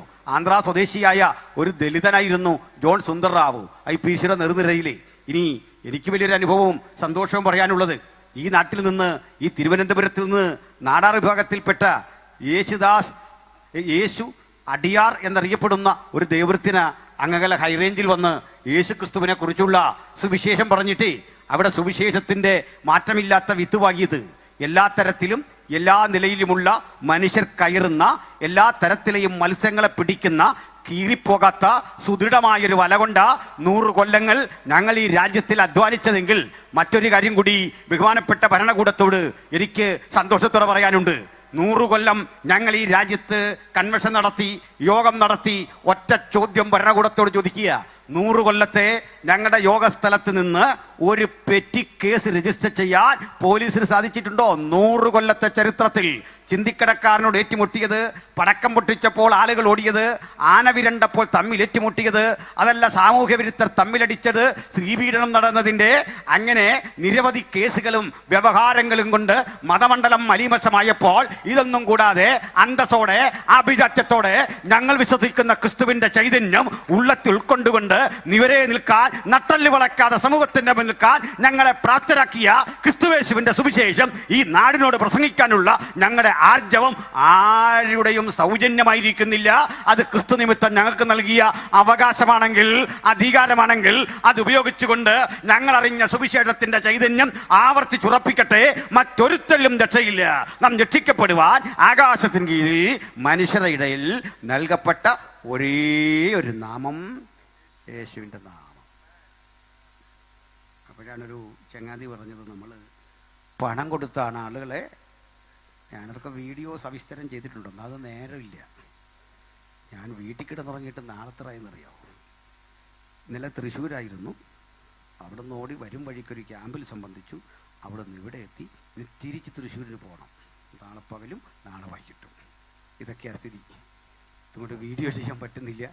സവിസ്തരം ഇതൊക്കെ പറയേണ്ടതാണ്. ഒരു കാര്യം കൂടെ പറയാം. രക്ഷാനുഭവം പ്രാപിച്ച് സ്നാനമേറ്റി ഒരാൾ വിശ്വാസത്തിൽ വരുന്നതിന് 5 പൈസ പോലും അവന് നമ്മൾ കൊടുക്കാറില്ലെന്ന് തന്നെയല്ല, ഒരല്പം പണം ഇങ്ങോട്ട് വാങ്ങാറുണ്ട്. അത് യാഗത്തിൻ മണി പാസ്റ്റർ പറയുമെന്ന് എനിക്ക് തോന്നുന്നില്ല. അല്ലെങ്കിൽ ജോൺലി പാസ്റ്ററോ സജി പാസ്റ്ററോ പറയില്ല. ഞാനൊരു പാവം മനുഷ്യനായിട്ട് പറയുക, ഈ മുങ്ങിപ്പൊങ്ങിയവൻ ഒരല്പം വണ്ടിക്കൂലി ഞങ്ങൾക്ക് തരാറുണ്ട്, വീട്ടിൽ പൊക്കോട്ടെന്ന് ഓർത്തു. പറയാതിരിക്കുക, അതൊക്കെ മനസ്സിലായില്ലേ? പണം കൊടുത്തൊരുതിനെയും ഇങ്ങോട്ട് മറിക്കേണ്ട ഗതികേട് ഈ പുസ്തകം ചുമക്കാൻ ഞങ്ങൾക്കുണ്ടായിട്ടില്ല. തന്നെയല്ല, ഇത് ചില വിട്ടല്ലേ നമ്മളിങ്ങോട്ട് വന്നിരിക്കുന്നത്. ചില വിട്ട് നമ്മൾ വഴിയോരത്തിറങ്ങി നിന്ന് പിരിക്കല്ല, വണ്ടി പിരിക്കല്ല. വണ്ടിക്കാരനെ തടഞ്ഞിട്ടേ കൺവെൻഷൻ ഉണ്ട് താ പിരിക്കല്ല. തരാത്തവൻ്റെ പുറകെ നടന്ന് വണ്ടി തടയല്ല. എങ്ങനെയായി നടക്കുന്നത് പറയട്ടെ? പാവപ്പെട്ടവൻ കല്ലിനോടും മണ്ണിനോടും പടപൊരുതി കിട്ടിയ പണത്തിൻ്റെ രോഗരി. ഹല്ലേലൂയ. വ്യാപാരം ചെയ്തും കഷ്ടപ്പെട്ടും മക്കളെ പഠിപ്പിച്ച് വിദേശത്തൊക്കെ അയച്ച കുഞ്ഞുങ്ങളെ വിളിച്ചു പറയും, ഇവിടെ യോഗം നടക്കട്ടോ. വിദേശത്തും അല്ലെങ്കിൽ കേരളത്തിന് പുറത്തുമൊക്കെ പണിയെടുക്കുന്ന കുഞ്ഞുങ്ങളെ, ഇവിടെ തന്നെ ഞങ്ങൾ വിദ്യാഭ്യാസം കൊടുത്ത് വളർത്തിയ ഞങ്ങളുടെ തലമുറയെ, അവരൊക്കെ തരുന്ന നന്മ കൊണ്ട് മാത്രമാ ഇത് മുമ്പോട്ട് ഓടുന്നേ. അത് തന്നെ അധികമാണ്. പ്രൈസലോ, അത് തന്നെ ധാരാളമാ. ഹല്ലേലൂയ. ഈ ഹാളുകളൊക്കെ കെട്ടിപ്പൊക്കുന്ന വഴിയതാണെന്നേ. സകല വഴികളും അടയ്ക്കുമ്പോഴും ആരും അറിയാത്ത വഴികളിലൂടെയാ തമ്പുരാൻ നമ്മളെ നടത്തുന്നത്. ഹല്ലേലൂയ. ഞാൻ ഒരനുഭവം കൂടി നിങ്ങളോട് പറയാം. പ്രിയപ്പെട്ടവരെ, ഈ വിശ്വാസം സ്വീകരിച്ചതിൻ്റെ പേരിൽ ത്യാഗമനുഭവിച്ച് വില കൊടുത്ത് വന്നവരാ ഇവിടെ ഇരിക്കുന്ന ഭൂരിപക്ഷം മനുഷ്യര്. വില കൊടുത്ത് ജീവിതം കൊണ്ട് വില കൊടുത്ത് കഷ്ടപ്പെട്ട് ഒറ്റപ്പെട്ട് സമൂഹത്തിൽ നിന്ന് പലതരം പള്ളുകെട്ട് പരിഹാസം കെട്ട് യേശുവിന് വേണ്ടി ചങ്കുറപ്പോടെ നിൽക്കാൻ ആത്മാർത്ഥമായി ഇറങ്ങിത്തിരിച്ച അനുഭവമുള്ള ദൈവമക്കളെ എല്ലാം ഓർത്ത് ഞാൻ ദൈവത്തെ സ്തുതിക്കുന്നു. ഹല്ലേലൂയ. യേശുവടിയാർ എന്ന് പറയുന്ന ഒരു തിരുവനന്തപുരം സുവിശേഷകൻ വർഷങ്ങൾക്കപ്പുറത്തങ്ങ് ഇടുങ്ങിയിലെത്തി. മാടത്തി എന്നറിയപ്പെടുന്ന ഒരു ദലിത് സ്ത്രീ, അവരുടെ കുടുംബം യേശുവിനെ സ്വീകരിച്ചു. അടിമത്തം കൊടുകൊണ്ടി വാഴുന്ന കാലം. പണിയെടുക്കണം, കഷ്ടപ്പെട്ട് പണിയെടുക്കണം. ആ പണിക്കിടയിലും താനും ഭർത്താവും മക്കളുമൊക്കെ ഇദ്ദേഹത്തിൻ്റെ പ്രാർത്ഥന കൂട്ടായ്മയ്ക്ക് പോകും. മരത്തണലിലും ഒറ്റപ്പെട്ട സ്ഥലങ്ങളിലുമൊക്കെ ഇരുന്നിങ്ങനെ പ്രാർത്ഥിക്കും. വയലിൽ പണിയെടുത്ത് കഷ്ടപ്പെട്ട് വരുന്ന ഇവർക്ക് കൂലിയായിട്ട് കിട്ടുന്നത് ഒരുപിടി നെല്ല. ആ നെല്ല് വറുത്ത് കുത്തി കഞ്ഞി വെച്ച് അതിലേക്ക് മുറ്റത്ത് വളരുന്ന ഈ കാന്താരി എന്നൊക്കെ പറയുന്ന തരത്തിൽ ചെടിയുണ്ടല്ലോ, മുളക്, അത് ഉപ്പ് ചേർത്ത് ഞെരടി ഉപദേശിക്കും കൊടുക്കും. അവരും കഴിക്കും. ഒരു ദിവസം യജമാനൻ നോക്കുമ്പോൾ ഇവർ പണിക്ക് വരുന്നില്ല. 1-2 ദിവസമായിട്ട് ആളയച്ച് ഇവിടെ ആരോ പറഞ്ഞു, തമ്പുരാനെ, അവർ വലിയ പാട്ടും കൊട്ടും കുരവയൊക്കെ, അതിൻ്റെ ഇടയ്ക്ക് ജോലിയൊക്കെ ചെയ്യാൻ മറന്നു. വിളിച്ചുകൊണ്ട് വന്നു. അവളെ വിളിച്ചു. നീ കൊട്ടും പാട്ടും കുരവയൊക്കെ ആണെന്ന് കേട്ടു, ഇവിടെ ജോലിയുള്ളവരും അറിയില്ലേ? അവൾ പറഞ്ഞു, യജമാനനെ, ഞാൻ യോഗത്തിനും പാട്ടിനും പോയതുകൊണ്ടല്ല യജമാനനെ. അവൾ പൂർണ്ണ ഗർഭവതിയാണ്, ഒരു കുഞ്ഞിനെ പ്രതീക്ഷിക്കുക. ഈ കാര്യമൊക്കെ പറഞ്ഞു. യജമാനൻ പറയാ, അപ്പം നിനക്ക് പള്ളിയിൽ പോകാൻ ഇതൊരു തടസ്സമല്ലല്ലേ? കൊട്ടാനും പാടാനും ഒരു തടസ്സമല്ല. മൈലുകൾ താണ്ടി മല കയറി പാട്ട് പാടാൻ പോകുന്ന, പ്രാർത്ഥിക്കാൻ പോകുന്ന എനിക്കതൊരു തടസ്സമല്ലല്ലേ. ജോലിക്ക് വരാനാ തടസ്സമല്ലേ. വിളിച്ചു, വയലിലിറക്കി, അവിടെ തോളിലേക്ക് മുഖം വെച്ചു കൊടുത്തു. അപ്പുറത്തൊരു പോത്താണ്. ഭർത്താവ് ആങ്ങളെയും നോക്കി നിൽക്കേ ഒരുത്തനെ കൊണ്ട് ആ പോത്തിനെ തല്ലിച്ചു. മുമ്പോട്ട് നീങ്ങാനുള്ള പ്രചോദനം കിട്ടിയ പോത്ത് ഓടിത്തുടങ്ങി. അപ്പുറത്ത് പൂർണ്ണ ഗർഭവതിയായൊരു സ്ത്രീയാന്നോർക്കണം. അതിനൊപ്പം ഓടാൻ മുട്ടോളം വെള്ളത്തിൽ ഓടി നീങ്ങാൻ കഴിയാതെ അവൾ വേച്ചും വിറച്ചും പണിയെടുത്തു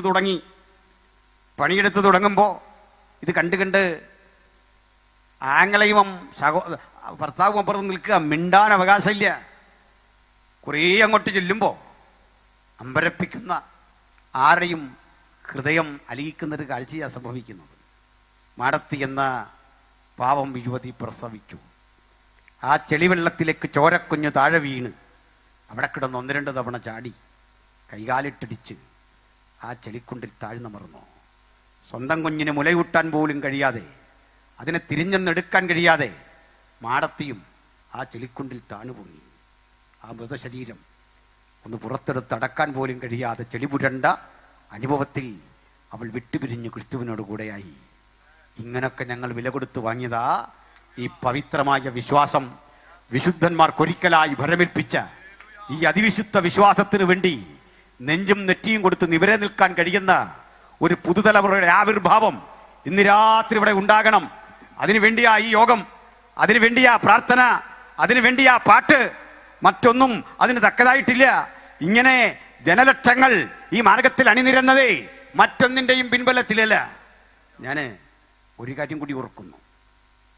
ഞാൻ 2024 ജനുവരി 23 ബഹുമാനപ്പെട്ട PG വർഗീസ് അങ്കിൾ എൻ്റെ വീട്ടിൽ വന്നു. ഡൽഹിയിലെ സുവിശേഷകൻ. കുറേ നേരം സംസാരിച്ചു. പിരിയാൻ നേരം ഞാൻ പറഞ്ഞു, അങ്കിൾ ഇന്നത്തെ ദിവസത്തിനൊരു പ്രത്യേകതയുണ്ട്. ആ പ്രത്യേകത എന്താ? ഇന്നാണ് ആദരണനായ ഒറീസയിലെ സുവിശേഷകൻ ഗ്രഹാം സ്റ്റെയിൻസും 2 പിഞ്ചോമനകളും അഗ്നിക്കിരയായി മരിച്ചത്. ആ ദിവസം ഞങ്ങൾ അറിയാതെ വീട്ടിൽ കൂട്ടിയത്. കുറേ നേരം പ്രാർത്ഥിച്ചു. ഒറീസയുടെ വിടുതലിന് വേണ്ടി പ്രാർത്ഥിച്ചു, ദേശത്തിന് വേണ്ടി പ്രാർത്ഥിച്ചു. പക്ഷെ ഇന്ന് നിങ്ങൾക്ക് ഒരു വാർത്ത അറിയാമോ? മറ്റേ അദ്ദേഹത്തെ കൊന്ന ആളിനെ പുറത്തു വിട്ട കാര്യമൊന്നുമല്ല. എനിക്കതിൽ വിയോജിപ്പൊന്നുമില്ല. എല്ലാവരും പുറത്തു വരട്ടെ, നമുക്കെന്ത് നഷ്ടം? ഒരാൾക്കും ശിക്ഷിക്കപ്പെടരുതെന്ന ഞങ്ങളെ തല്ലിൻ്റെ പേരിൽ നിങ്ങൾ ജയിലിൽ കിടക്കരുതെന്ന നമ്മുടെ ആഗ്രഹം. നിനക്കൊരു ദോഷവും വരുത്തരുത്, ഞങ്ങളിവിടെ ഉണ്ട്. ഹല്ലേലൂയ. ഒളിച്ചു പോകാനൊന്നും തീരുമാനിച്ചിട്ടില്ല.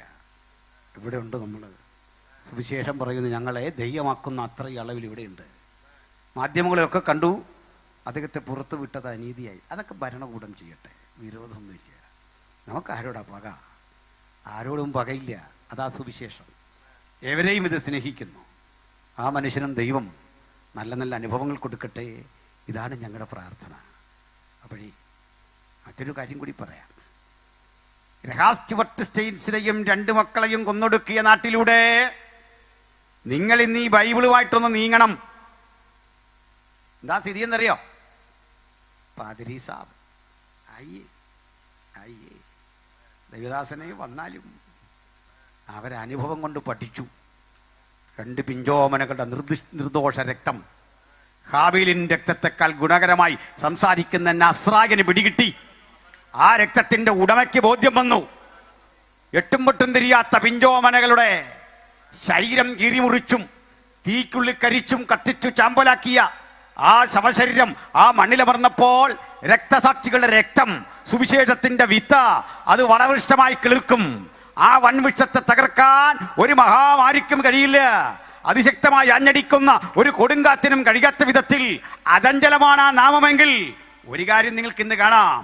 അതിവേഗം യേശുവിൻ്റെ അനുഗാമികളുടെ കൂട്ടം ആ സ്റ്റേറ്റിൽ വർദ്ധിച്ചുകൊണ്ടിരിക്കുന്നു. ഇന്ത്യയുടെ വിവിധ ഇടങ്ങളിൽ വർദ്ധിച്ചുകൊണ്ടിരിക്കുന്നു.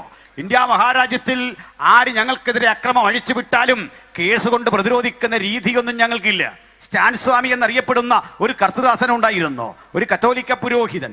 അദ്ദേഹം വളരെ പരിണതപ്രജ്ഞനായ അനുഗ്രഹിക്കപ്പെട്ട മനുഷ്യനാണ്. അദ്ദേഹത്തിന് ഒരിക്കൽ ഒരു അറസ്റ്റ് വരിക്കേണ്ടി വന്നു. അദ്ദേഹത്തിൽ ചാർത്തിയ കുറ്റം മാവോയിസ്റ്റാണെന്നാണ്. സ്തോത്രം. മാവോയിസ്റ്റുകളെ സഹായിക്കുന്നു എന്നൊക്കെ കുറ്റം ചുമത്തി വിചാരണ കൂടാതെ തടവറയ്ക്കകത്തിട്ടു.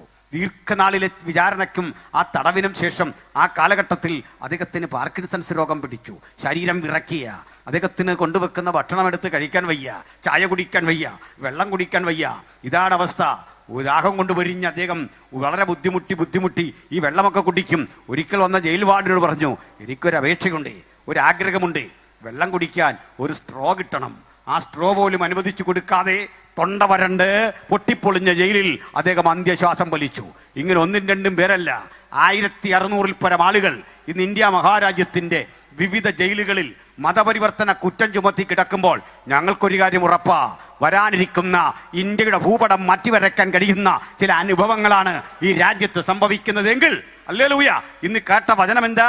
അവൻ നമ്മോട് വചനം വിശദീകരിച്ചു കൊണ്ടിരുന്നപ്പോഴേ ഉള്ളം കത്തിക്കൊണ്ടിരുന്നു.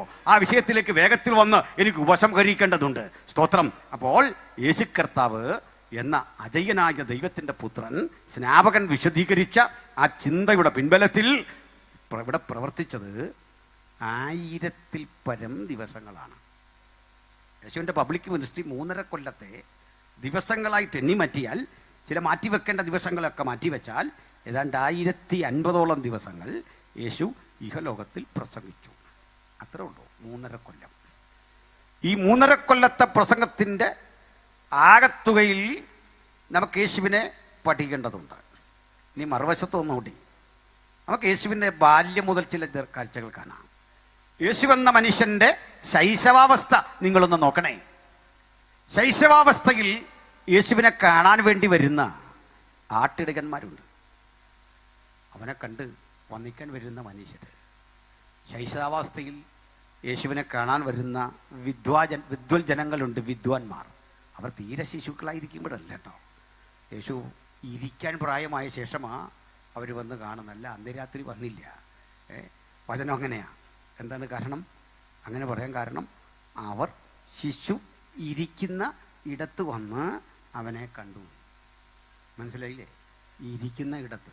ഇരിക്കൊക്കെ പരിശോധിക്കുക എങ്ങനെ കിടക്കുന്നത്. ശിശുവിനെ വെറുതെ കണ്ടെന്നല്ല, ശിശു ഇരിക്കുന്ന ഇടത്ത്. ഇരിക്കാൻ പ്രായമായി കുട്ടി. ശിശുവിനെ കാണുക മാത്രമല്ല, എങ്ങനെ കണ്ടേ? അമ്മയായ മറിയോടുകൂടെ കണ്ടു. അപ്പോൾ അമ്മയായ മറിയോടുകൂടെ വിദ്വാജനങ്ങളൊക്കെ യേശുവിനെ കണ്ടതിൽ നിങ്ങൾക്ക് പിണക്കമുണ്ടോ? യേശുവിൻ്റെ അമ്മയായ മറിയത്തോട് പിണക്കമുള്ളവർ ഇവിടെ ഇരുന്നിട്ട് കാര്യമില്ല. ചില തെറ്റിദ്ധരിച്ച് അങ്ങനെ നമ്മളെപ്പറ്റി പറയുന്നത്. നമുക്ക് യേശുവിൻ്റെ അമ്മയായ മറിയത്തോട് പിണക്കുണ്ടോ? വിശുദ്ധ മറിയെന്ന് വിളിക്കാൻ ബുദ്ധിമുട്ടുണ്ടോ? ഒരു ബുദ്ധിമുട്ടും വേണ്ട. മാതാവെന്ന് വിളിക്കാൻ ബുദ്ധിമുട്ടുണ്ടോ? എനിക്ക് ഒരു ബുദ്ധിമുട്ടുമില്ല. തെളിവ് വേണോ ബൈബിളിൽ? പൗലോസ് ഒരിക്കൽ വിളിക്കുക, കർത്താവിൽ പ്രസിദ്ധനായ രൂപോസ്, എൻ്റെ അമ്മയായ അവൻ്റെ അമ്മയ്ക്കും വന്ദനം ചൊല്ലുവിൻ. അപ്പം വിശുദ്ധന്മാരുടെ മാതൃഗണങ്ങളല്ല നമുക്ക് അമ്മമാരാ അല്ലേ? അയ്യോ, നിങ്ങളങ്ങനല്ലേ കാണുന്നേ? അങ്ങനെ കാണണം. പൗലോസിൻ്റെ അമ്മയും അന്ത്രയോസിൻ്റെ അമ്മയും യോഹന്നാൻ്റെ അമ്മയും യേശുവിൻ്റെ അമ്മയും ഒക്കെ നമുക്ക് അമ്മയാണ്. ശരിയല്ലേ? ഇനി വേറൊന്ന്, ഈ അമ്മയെ കണ്ടാൽ ആദരവ് വേണ്ടേ? വേണം. വിശുദ്ധ മറിയത്തെ എന്നെങ്കിലും കണ്ടാൽ ആദരിക്കണമെന്ന്. വാക്ക് തെറ്റിപ്പോകല്. ആരാധിക്കണം എന്ന് ഉപദേശി പറഞ്ഞിട്ടില്ല. ആദരിക്കണം. ആദരവ് വേറെ, ആരാധന വേറെ. അതെന്താ? നീ വന്ന കക്ഷികൾ കാട്ടിത്തന്നു. അവിടെ എഴുതിയിരിക്കുക, മത്തായിയുടെ സുവിശേഷം 2:10. കുഞ്ഞെ വായിക്കണ്ട, ഞാൻ പറഞ്ഞു വിട്ടോളാം. അതെന്താണെന്ന് അറിയണ്ടേ? അമ്മയായ മറിയത്തോടു കൂടെ യേശുവിനെ കണ്ടു, അവനെ വന്ദിച്ചു. അവരെ എന്നല്ല, അവനെ വന്ദിച്ചു. ഇതാ ഞങ്ങളുടെ വ്യത്യാസം. ഞങ്ങൾക്ക് മറിയത്തോട് ബഹുമാനം ഒരു എതിർപ്പുമില്ല. പക്ഷെ വന്ദിക്കുന്നതേ, ആരാധിക്കുന്നതേ, ആരാധനയ്ക്ക് യോഗ്യനായവനെ മാത്രം. ഹല്ലേലൂയ. ഞങ്ങളൊരു ഡിബേറ്റിൽ ഒരു ചങ്ങാതി പറഞ്ഞു, യേശു എന്ന സർവശക്തൻ, സർവജ്ഞാനി, സർവവ്യാപിയായ ദൈവപുത്രനെ ഉൾക്കൊണ്ട ഉദരമാണോ മറിയത്തിൻ്റെ? ഞാൻ പറഞ്ഞു അതെ. അപ്പൊ സർവശക്തനെ, സർവജ്ഞാനിയെ, സർവവ്യാപിയെ ഒക്കെ ഉൾക്കൊണ്ട ഉദരത്തിന്റെ ഉടമയ്ക്കും ഈ കഴിവൊക്കെ വേണ്ടേ? അതൊരു നല്ല ലോജിക്കായതുകൊണ്ട് ഞാൻ മൂളി. വേണ്ടേ? സർവശക്തൻ, സർവജ്ഞാനി, സർവവ്യാപിയായ യേശുവിനെ ഉൾക്കൊണ്ട യേശുവിൻ്റെ അമ്മയായ മറിയത്തിനും ഈ യോഗ്യതകളൊക്കെ വേണ്ടേ എന്ന് ചോദിച്ചപ്പോൾ ഞാൻ പറഞ്ഞു 100% ലോജിക്കാം. അപ്പം ഞാനൊരു ചോദ്യം ചോദിച്ചു, അങ്ങനെയെങ്കിൽ ഈ അമ്മയെ ഉൾക്കൊണ്ടൊരമ്മയില്ലേ, മറിയത്തിൻ്റെ അമ്മ, അവർക്കും വേണ്ടേ? കേട്ട പാർട്ടി പറയാ, അഹങ്കാരം പറയാനല്ല നിങ്ങളോട് പറഞ്ഞു. ഇതെങ്ങനെ അഹങ്കാരമാകും? നീ അത് വിട്, ആ അമ്മയുടെ അമ്മയ്ക്ക് വേണ്ടേ? അങ്ങനെ പോയി അമ്മച്ചിമാരുടെ ഒരു പരമ്പര ആരാധിച്ച് മനുഷ്യൻ്റെ നാട്ടിലൊടിയല്ലേ. തീർന്നില്ല, പിന്നെ ഉണ്ട് അടുത്തൊരു കാര്യം. ഈ സർവജ്ഞാനിയായിരുന്നു മറിയുമെങ്കിൽ ദൂതൻ വന്ന് വണങ്ങിയിട്ട് പറയുക, കൃപ ലഭിച്ചവളെ നിനക്ക് വന്ദനം. രണ്ടുപേരും വന്ദനമൊക്കെ പറഞ്ഞു. ദൂതൻ പറയാ, നീ ഗർഭം ധരിച്ചൊരു മകനെ പ്രസവിക്കും, അത്യുന്നതൻ നിന്റെ മേൽ നിഴലിടും, പരിശുദ്ധാത്മാവ് നിന്റെ മേൽ വരും.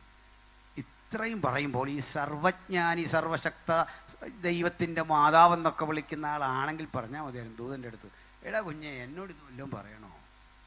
ഇതൊക്കെ എനിക്കറിയാം, ഇത് നീ പോയി യോസഫിനോടും നാട്ടുകാരോടൊക്കെ പറഞ്ഞാൽ മതി, ഇങ്ങനൊരു സംഭവം, കുഞ്ഞു പോകാട്ടെ. പ്രോട്ടോക്കോൾ വെച്ച് ദൂതൻ താഴെയല്ലേ അല്ലേ? ഇതൊന്നും കാണുന്നില്ല. വചനം വെച്ചാൽ ഞങ്ങളെല്ലാം പറയുന്നത്, അല്ലാതെ വിരോധം ഉണ്ടായിട്ടല്ല, ഒരു വിരോധവും ബുദ്ധിമുട്ടുമില്ല. അപ്പോൾ ഞങ്ങളിത്രേ പറയുന്നുള്ളൂ, നമുക്കാർക്കും വിശുദ്ധ മറിയത്തോട് യാതൊരു അകലവും ഇല്ലെന്ന് മാത്രമല്ല, അതിയായ സ്നേഹം. വിശുദ്ധ മറിയത്തെ ഉൾക്കൊള്ളാത്തവർക്ക് ഇതിനകത്ത് സ്ഥാനമില്ല. ഔസേപ്പിനെ ഉൾക്കൊള്ളാത്തവർക്ക് ഇതിനകത്ത് സ്ഥാനമില്ല. അത് ദൈവത്തിൻ്റെ കൃപയാണ്. കൃപ ലഭിച്ചവളെ നിനക്ക് വന്ദനം. പറയാൻ വന്ന മറ്റൊരു കാര്യമാണ്. ഇതൊക്കെ ആണെങ്കിലും ഈ നാട്ടുകാർ യേശു ജനിച്ചപ്പോഴൊക്കെ വന്ന് കണ്ടു. ആ ഓർമ്മയിൽ നമ്മൾ ഇന്നും യേശുവിനെ ഉണ്ണീശോ ആയി കാണുന്ന മനുഷ്യരാണ്. ഉണ്ണീശോ, യേശു കുഞ്ഞ്, ഇങ്ങനെയൊക്കെയാണ്. അതിനൊരു കാരണമുണ്ട്, ഞാൻ വിശദീകരിച്ച് വരുമ്പോൾ മനസ്സിലാവും.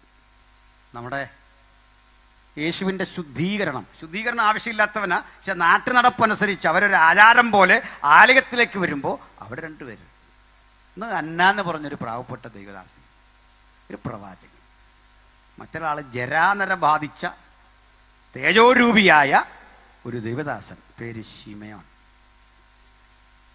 ശിമയോൻ ഈ കുഞ്ഞിനെ കയ്യിലേക്ക് വാങ്ങി. ഈ കുഞ്ഞുങ്ങളെ കയ്യിലേക്ക് വാങ്ങിയിട്ട് മറ്റുള്ള ആൾക്കാരുടെ കുഞ്ഞുങ്ങളെയൊക്കെ ഇങ്ങനെ വാങ്ങിയിട്ട് ആളുകളിങ്ങനെ ലാളിക്കുമല്ലോ. പുരുഷന്മാരത് അത്ര കണ്ടില്ല, കാരണം നമ്മൾ ലാളിച്ചാൽ കൊച്ചു മൈൻഡ് ചെയ്യല്ല,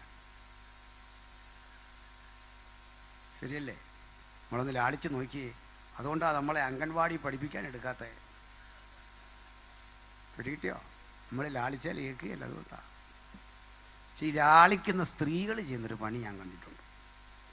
വേറൊരു കുഞ്ഞിനെ ഇങ്ങോട്ട് മേടിച്ചിട്ട് ഇങ്ങോട്ട് പിടിച്ച് കുഞ്ഞേന്നൊക്കെ വിളിച്ചിട്ടൊരു തല്ലും തല്ലിട്ട് വിളിക്കുക, കള്ളൻ. ഇങ്ങനെ ഡയലോഗ് തുടങ്ങുന്നു. ആ തുടക്കമാണെന്ന് ആദ്യം വിളിക്കുന്നത് എങ്ങനെയാ? അവരാദ്യം കാണുക ഈ കുഞ്ഞിനെ. തുടക്കം എങ്ങനെയാ? കള്ളൻ. അല്ലെങ്കിൽ ഓരോന്നിങ്ങനെ പറയും. ആട്ടെ, ശിമയോൻ ഇങ്ങനെ എന്തെങ്കിലും ആയിരുന്നു പറയണ്ടേ? ഈ കുഞ്ഞിനെ ഇങ്ങോട്ട് എടുത്തിട്ടെ, കുഞ്ഞാവേ അങ്കിളിനൊന്ന് നോക്കിക്കോ, കുഞ്ഞാവേ ശ്രദ്ധിച്ച്, ആ കവിളിലൊക്കെ ഒന്ന് പിടിച്ച്. പറഞ്ഞില്ല.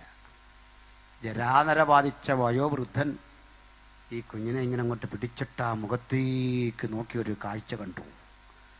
ജാതികളുടെ മഹത്വത്തിനായി തിരുവെഴുത്ത് മുൻനിയമിച്ച നിന്റെ രക്ഷ അത് കണ്ടറിഞ്ഞ എനിക്ക് നിന്നെ മുഖാമുഖം കാണാൻ ഒരു ഭാഗ്യം തന്നല്ലോ നാഥാ.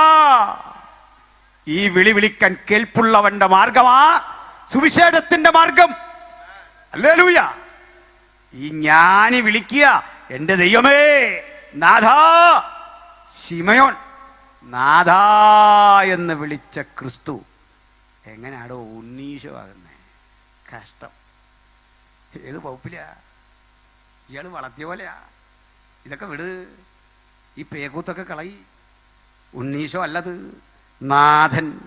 ഇവനെൻ്റെ രക്ഷകൻ, ഇവനെൻ്റെ വീണ്ടെടുപ്പുകാരൻ, അവനെൻ്റെ രക്ഷ. ആ തിരിച്ചറിവുള്ള, ആ ബോധ്യമുള്ള, ആ അനുഭവമുള്ള ശിമയോനെ പോലെ നമുക്ക് ഈ ക്രിസ്തുവിൻ്റെ ഏത് പ്രായത്തിലും ഏത് അനുഭവത്തിലും അവനെ വന്ദിക്കാൻ സാധിക്കണം. ആമീൻ. ഇനി മറ്റൊരു ഘട്ടം യേശുവിൻ്റെ ക്രൂശീകരണമാണ് അടുത്തത്. അത് നേരെ തിരിച്ച. ഈ ക്രൂശീകരണ വേളയിൽ യേശുവിനെ കാണാൻ തിക്കും തിരക്കൊന്നുമില്ല. എവിടെ? അഞ്ചപ്പം വാഴ്ത്തി അനുഗ്രഹിച്ചു കൊടുക്കുമ്പോൾ ഭക്ഷിക്കാൻ സ്ത്രീകളുടെ എണ്ണം എത്രയാ? എത്ര എഴുതിയിട്ടില്ല. പുരുഷന്മാരുടെയോ? നമ്മൾ ഈ കഷ്ടപ്പാടും എല്ലാം കഴിഞ്ഞിട്ട് നമ്മൾ കഴിച്ചതേ ഇവരുടെ ലിസ്റ്റിലുള്ളൂ. എന്താ സ്ത്രീകളുടെ ലിസ്റ്റില്ലാത്തതെന്ന് സജിഭാഷക്കറിയോ? അച്ഛനറിയോ എന്താ? അതാ കാര്യം. ദേ ആർ കൗണ്ട്ലെസ് എന്നാ സാറ് പറഞ്ഞല്ല. അതല്ല ഉത്തരം. സ്ത്രീകൾ കഴിക്കുന്നതിന് അളവില്ലതാ. അവര് കൗണ്ട്ലെസ് അല്ല, അവരെ കഴിക്കുന്നതിന് അത് കറക്റ്റാ. ഇച്ചിരി തിരിഞ്ഞു പോയി. കണക്കില്ലാതെ ചിലരങ്ങ് പെരുമാറിക്കഴിയും. അതുകൊണ്ട് യോവന്നാന് തന്നെ ഒരു നാണക്കേടായി. ആ പോട്ടെ, അതുകൊണ്ട് എഴുതാൻ ഞാൻ ഇവിടെ കിട്ടിയോ? 10,000 10,000 ഒന്നുമല്ല, ഇഷ്ടം പോലെ അങ്ങ് കഴിക്കുക. അപ്പോൾ ഭക്ഷണം കൊടുക്കാൻ വേണ്ടി, കഴിക്കാൻ വേണ്ടി 10,000 പേര് കുറഞ്ഞ വർഷം. യേശു കടലിൻ മീതെ നടക്കുന്നു പറഞ്ഞപ്പോൾ കേട്ട് കേട്ട് കേട്ട് കേട്ട് ആള് കൂടുക. ലാസറിനെ ഉയർപ്പിച്ചിടത്തെ ആവേശഭരിതരായിട്ട് ആള് കൂടുക. പക്ഷെ ക്രൂശിക്കപ്പെടുന്ന ഇടത്തെ ആളും ആരവാരോ ഇല്ല. താൻ്റെ അവിടെ പിടിച്ചു നിൽക്കാൻ കെൽപ്പുള്ളവനാ യേശുവിൻ്റെ അനുഗാമി. ക്രൂശിനെ വിട്ടുപോകല്ലേ, താണ്ട് ഇവിടെ നിൽക്കണം. 5 അപ്പം കൊണ്ട് 5000 പോഷിപ്പിച്ചതിനേക്കാൾ, കടലിൻ മീതെ നടന്നതിനേക്കാൾ, അതുമല്ലെങ്കിൽ യായിറോസിന്റെ മകളെ ഉയർപ്പിച്ചതിനേക്കാൾ ഏതൊരു ഭക്തന്റെ ആവേശം നീ അറുക്കപ്പെട്ടു. ഇതിനൊരു കാരണമുണ്ട്. ഞാനിവിടെ വന്നപ്പോൾ നല്ല പാട്ടാണ് ഈ കുഞ്ഞുങ്ങളൊക്കെ പാടുന്നു. വിരുന്നിൻ്റെ വിവരമോ ഏതാണ്ടൊക്കെ പറഞ്ഞ് പാടുന്നത് കേട്ടു. പഴയ പാട്ടായുണ്ട്. ഈ സംസ്കൃതമാണ് അല്ലേ? നല്ല പാട്ടാണ്. പാട്ട് മോശം നല്ല കേട്ടോ. ചിലതിൻ്റെ ഒന്നും അർത്ഥം പെട്ടെന്ന് അങ്ങനെ നമുക്ക് മനസ്സിലാവില്ല. ഈ പാടി വരുമ്പോഴാണ് അല്ലെങ്കിലും ചില ആളുകൾ ഈ ഭാഷയുടെ കാഠിന്യത്തിലാണ് പിടിച്ചു തന്നെ. ഈ കുഞ്ഞല്ല കേട്ടോ, അതിനെ തെറ്റിദ്ധരിക്കല്ലോ, നല്ല പാട്ടാണ്. പക്ഷെ ഒരു കാര്യം, ഏത് പാട്ടാണെങ്കിലും നിത്യതയിൽ നമ്മൾ ഇവിടുന്ന് കൊണ്ടുപോകുന്ന ഒരു 90% പാട്ടും അവിടെ ചെന്നാൽ വേണ്ടാത്ത പറയാം. നല്ല പാട്ടുകൾ, കർത്താവ് താൻ ഗംഭീരനാദത്തോടും, അത് നിത്യത ചെന്നാൽ വേണോ? കഴിഞ്ഞു. ഇവിടുന്ന് പോകുമ്പോഴേക്ക് അത് കഴിഞ്ഞു, തീർന്നു അല്ലേ? കണ്ടിയിടും കണ്ടിയിടും ഇതൊക്കെ തീർന്നു, പാട്ട് കഴിഞ്ഞു. ഒന്നും വേണ്ട. ഇവിടുത്തെ ഉള്ളടക്കങ്ങളും ഇതൊന്നും വേണ്ട. സ്വർഗത്തെക്കുറിച്ചുള്ള പാട്ട് പോലും അവിടെ കേൾക്കുകയില്ല. നീതി സൂര്യൻ വരുമ്പോൾ തൻ പ്രഭയിൻ, നല്ല പാട്ടാ, പക്ഷെ സ്വർഗത്തിലൊന്നും പാടേണ്ട കാര്യമില്ല. അവിടെ വേറെയാ പാട്ട്. എന്നാൽ എന്നെ അത്ഭുതപ്പെടുത്തിയ കാര്യം, ഈ സ്വർഗത്തിലിരുന്ന് ദൂതഗണങ്ങൾ പാടുമ്പോൾ സ്വർഗത്തെ പറ്റിയല്ല പ്രകീർത്തിക്കുന്നത്. ഭൂമിയിലെ ഒരു സംഭവം സ്വർഗീയ ദൂതന്മാരെ ആവേശം കൊള്ളിക്കുന്നുണ്ട്. അത് ക്രൂശുമരണമാണ്. എന്താ ദൂതഗണങ്ങൾ പാടുന്നത് അറിയണ്ടേ? നീ അറുക്കപ്പെട്ടു, നിന്റെ രക്തം കൊണ്ട് സകല ഗോത്രത്തിലും ജാതിയിലും ഭാഷയിലുമുള്ള ഞങ്ങളെ ദൈവത്തിനായി വിലയ്ക്ക് വാങ്ങി. കണ്ടോ? ക്രൂശ സ്വർഗത്തിനും ആവേശം പകരുന്ന സ്പന്ദനമെങ്കിൽ ആ ക്രൂശന്റെ ചുവട്ടിൽ നിൽക്കാൻ ശക്തിയുള്ളവരെ ഓർത്ത് ഞാൻ കർത്താവിനെ സ്തുതിക്കുന്നു. ഇനി അവിടെ എൻ്റെ ഒരു പ്രശ്നം, യേശുവിനെ ക്രൂശിക്കുമ്പോൾ 2 പേരെ കൂടെ ക്രൂശിക്കുന്നുണ്ട്. കള്ളന്മാർ നമ്മുടെ പരിഭാഷയിൽ. Actually they are not thieves. അവർ കള്ളന്മാരല്ല, മറിച്ച് തീവ്രവാദികളാണ്. പരിഭാഷയിൽ വന്നൊരു പ്രത്യേകത. കള്ളനെ ക്രൂശിക്കുന്ന ഏർപ്പാടില്ല. കുറ്റത്തിൻ്റെ ഗൗരവം അനുസരിച്ച് ശിക്ഷയുടെ ഗൗരവം അങ്ങനെയല്ലേ? കള്ളനെ ജയിലിടുകയോ ചാട്ടവാറക്കടിക്കുവോ, വേണ്ടി വന്നാൽ പ്രാകൃതമായ ശിക്ഷ കൈവെട്ടിക്കളയൊക്കെയാണ്. പക്ഷെ ക്രൂശിക്കുകയില്ല. ഇവർ തീവ്രവാദികളാണ്. ഒരു സ്വതന്ത്ര രാഷ്ട്രം വെട്ടിപ്പിടിക്കാൻ റോമൻ ഭരണകൂടത്തിനെതിരെ വിപ്ലവം അഴിച്ചുവിട്ട രണ്ടുപേരെയാണ് ഈ കൊണ്ടിട്ടിരിക്കുന്നത്. അതിൽ ഒരുത്തൻ പറഞ്ഞത്, നീ ദൈവപുത്രനെങ്കിൽ നിന്നെയും രക്ഷിക്കണം, ഞങ്ങളെയും രക്ഷിക്കണം. അവനെ തള്ളാൻ വരട്ടെ, അവനൊരല്പം കൺസേണുള്ള കള്ളനാ. എന്നെ എന്നല്ല പറഞ്ഞു, ഞങ്ങളെ. എനിക്ക് എന്നാ മനസ്സിലായി അവൻ പക്കാ രാഷ്ട്രീയക്കാരനാന്ന് അന്നാ മനസ്സിലായി. അവൻ യൂണിയൻ്റെ ആളാ. അതാ ഞങ്ങളെ നീ പറയുന്നു, മനസ്സിലായില്ലേ? പിന്നെ അവൻ അവിടെ കിടന്ന് അസോസിയേഷൻ ഉണ്ടാക്കാൻ പോവാ. ക്രൂശിൽ കിടക്കുമ്പോഴും നമുക്കൊരു സംഘടന ഉണ്ടാക്കിയേക്കാം. നമ്മളിങ്ങനെ നടന്നാൽ പോരാ, നമുക്കൊരു സംഘടന. മക്കളെ, എന്തെല്ലാം കഥകളാണ്. തിരുവനന്തപുരത്തുള്ള നിങ്ങളോട് ഞാൻ സംഘടനയെ പറ്റി ഒത്തിരി പറയാനുണ്ടോ? അപ്പോൾ നോക്കുന്നവൻ ഒരു സംഘടന. ക്രൂശേ കിടന്നുകൊണ്ട് പറയാ, നീയും ഞാനും ഇവനും കൂടി നമുക്കൊരു സംഘടന. അവൻ പറഞ്ഞൊരു തെറ്റല്ല. അവൻ പറഞ്ഞെന്താ? നിന്നെ തന്നെയും കണ്ടോ, ആദ്യം നീ രക്ഷപ്പെടണം, ഞങ്ങളെയും. അവനാ പറഞ്ഞത് യേശു കേട്ടിരുന്നെങ്കിൽ യേശു പറയാ, ശരിയാണല്ലോടാ, ഇത് ഞാൻ ഇറങ്ങുക, നിങ്ങളോട് ഇറങ്ങിക്കൂ. ഈ 3 പേരോട് അതിലൊന്ന് നടന്നു പോയാൽ മതി, പീലാത്തോസ് രക്ഷിക്കപ്പെടും. ആ നാട് മുഴുവൻ മാറൂലേ? ഇത്ര ഐഡിയ ഉള്ളവനായി കള്ളൻ. ഒത്തിരി ഐഡിയ ഇങ്ങനെയുണ്ട്, നമ്മൾ അവിടെ ചെല്ലുമെന്ന് അതിൻ്റെ അർത്ഥം. ഒത്തിരി ഐഡിയ ഇല്ലാതിരിക്കുകയല്ലേ. ഒത്തിരി ബുദ്ധി വെച്ച് കളിക്കരുത്. അങ്ങെല്ലാം ക്രൂശി കിടക്കുക. ഇവൻ നിസാര പുള്ളിയല്ല. ഇനി ഞാൻ അയാളെ വിടുന്നു. ഇയാൾ ഈ പറഞ്ഞതേ രക്ഷ തന്നെയാണ്. ആണോ? ഇയാൾ പറഞ്ഞ രക്ഷയാണേ. ഞാൻ വന്നപ്പോൾ നമ്മുടെ പാസ്റ്ററെടുത്ത് വെച്ചു, ജോബി കാൽവിൻ പാസ്റ്റർ പ്രസംഗിച്ചത് എന്താണ്? അതിനോട് ചേർന്ന് നിൽക്കാൻ വേണ്ടിയാണ്, രക്ഷയെക്കുറിച്ചാണ്. പക്ഷെ ഇന്നലെ ജോബി കാൽവിൻ പാസ്റ്റർ പറഞ്ഞ രക്ഷയല്ല ഇയാൾ പറയുന്ന രക്ഷ. ഇയാൾ പറഞ്ഞത് ക്രൂശ് ഒന്ന് ഒഴിവാകണം, നീ ഒന്ന് രക്ഷപ്പെടണം, ഞാനും ഒന്ന് രക്ഷപ്പെടണം, നമുക്ക് ഒന്നിച്ചൊന്ന് ജീവിക്കണം, നമുക്കേ നല്ല നിലയിൽ ഇന്ന് പോകണം, സംഘടന ഉണ്ടാക്കണം, ശക്തിപ്പെടണം, നമ്മളെ ക്രൂശിച്ചവരുടെ മുമ്പിലേ നമുക്ക് മാനമായിട്ട് ജീവിക്കണം. അല്ലല്ലല്ല, ഇതല്ലേ രാവിലെ നമ്മളും പ്രാർത്ഥിച്ചേ? വീട്ടിൽ നിന്ന് പോകുമ്പോൾ ഇതല്ലേ നമ്മളും ആഗ്രഹിച്ച്? ഇതിൻ്റെ വേറൊരു വേർഷൻ. എന്നിട്ട് എന്തിനാ അവനെ കുറ്റം പറയുന്നേ? എനിക്കൊന്ന് രക്ഷപ്പെടണം, മോള് വിദേശത്ത് പോകണം, പ്രമോഷൻ കിട്ടണം. അപകടം മനസ്സിലായോ? ഇല്ല, അത് രക്ഷയാ. പക്ഷെ അവൻ പറഞ്ഞത് ശരീരരക്ഷ. പിടിയോ? അപ്പുറത്ത് കിടന്നവൻ പറഞ്ഞത് ആത്മരക്ഷ. ആത്മരക്ഷയോളം വരില്ല ശരീരരക്ഷ. ശരീരരക്ഷ എന്നുള്ളത് സ്വാഭാവികമെങ്കിൽ ആത്മരക്ഷ അത്യാവശ്യമുള്ള കാര്യമാണ്. എല്ലാ മനുഷ്യർക്കും വേണ്ടതാ ആത്മരക്ഷ. അത് രണ്ടാമത്തെ കള്ളന് മനസ്സിലായി. അവനെ കള്ളൻ തൽക്കാലം വിളിക്കാം. അവൻ പറയുക, നിന്റെ രാജ്യത്തിൽ അടിയനെ ഓർക്കണം.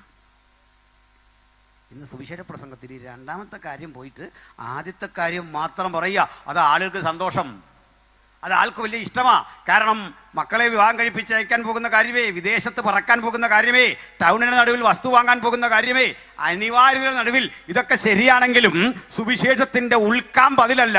അത് നിത്യതയാണ്, വരാനിരിക്കുന്ന ലോകമാണ്.